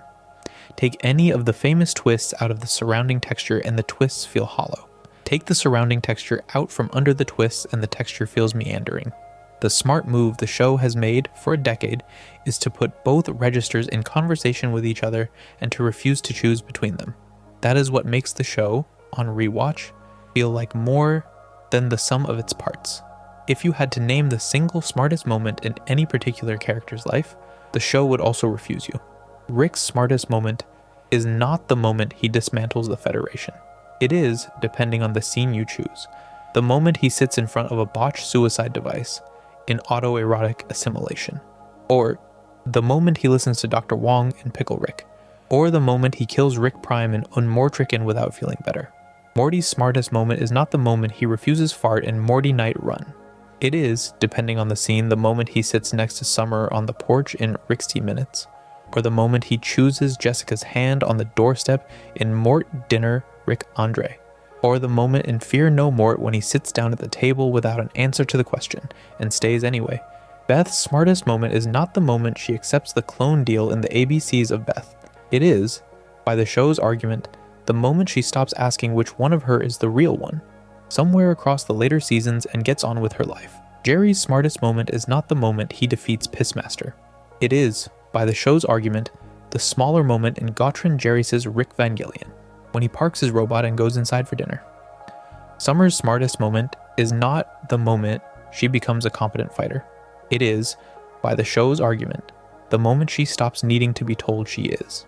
If you had to name the single smartest moment in the show that was not a character moment, it would have to be a structural choice the writers made at some point in the run. The decision to leave the Beth clone question unanswered. The decision to refuse Rick a redemption arc. The decision to break the Central Finite Curve in the closing minutes of a season finale and accept the smaller world it produced. The decision to recast the lead voices without comment. The decision, in Unmore Trickin', to deliver the long-awaited revenge as a flat note. The decision, in Fear No Mort, to leave the question of reality open. These decisions are, by themselves, not visible to a viewer who is not paying attention. They are the architecture of the show. They are what the show is. They are the kind of intelligence that only shows itself when you stop trying to catalog the highlights and start asking what the highlights had to be embedded in to become highlights at all. You will, if you have stayed with the show across this run, have a different list than the one in this video. That is fine. The point of a video like this is not to settle the list. It is to give the show its due, to walk through the architecture, to point to the rooms, to let the rooms describe themselves.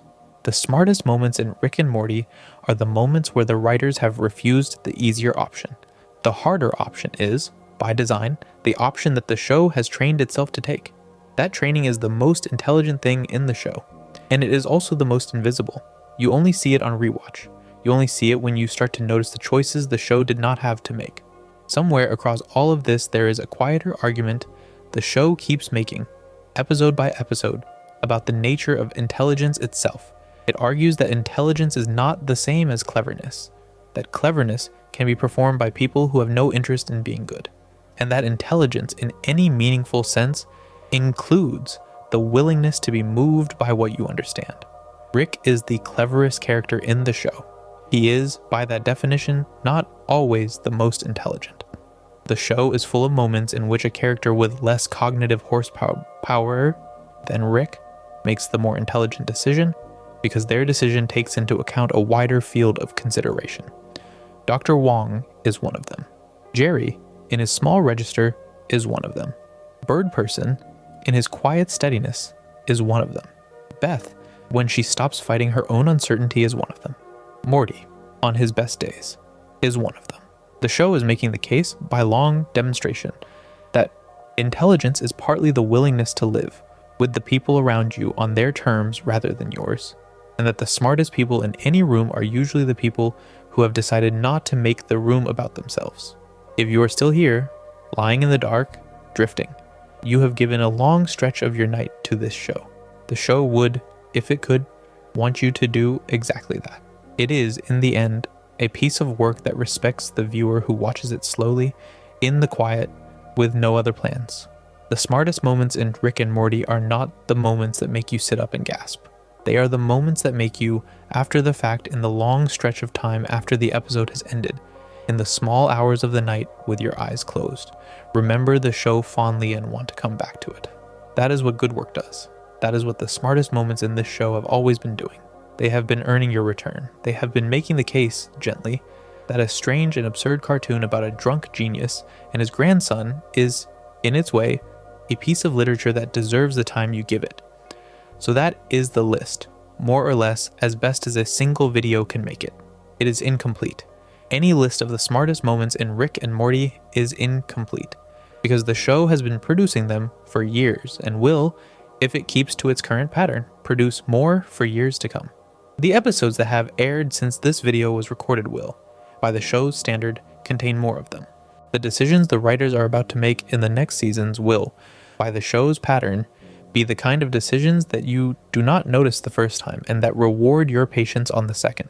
The show is still on the air, in part, because of the trust the writers have built with the viewers who came in expecting a cartoon and discovered, episode by episode, that they were watching a long piece of writing about how to be alive among people you cannot fully understand, including yourself. That is more than any other adult animation in its era has managed to deliver, and it is the reason the show, in all its messiness, has earned its place in the canon of what television was doing in the 21st century.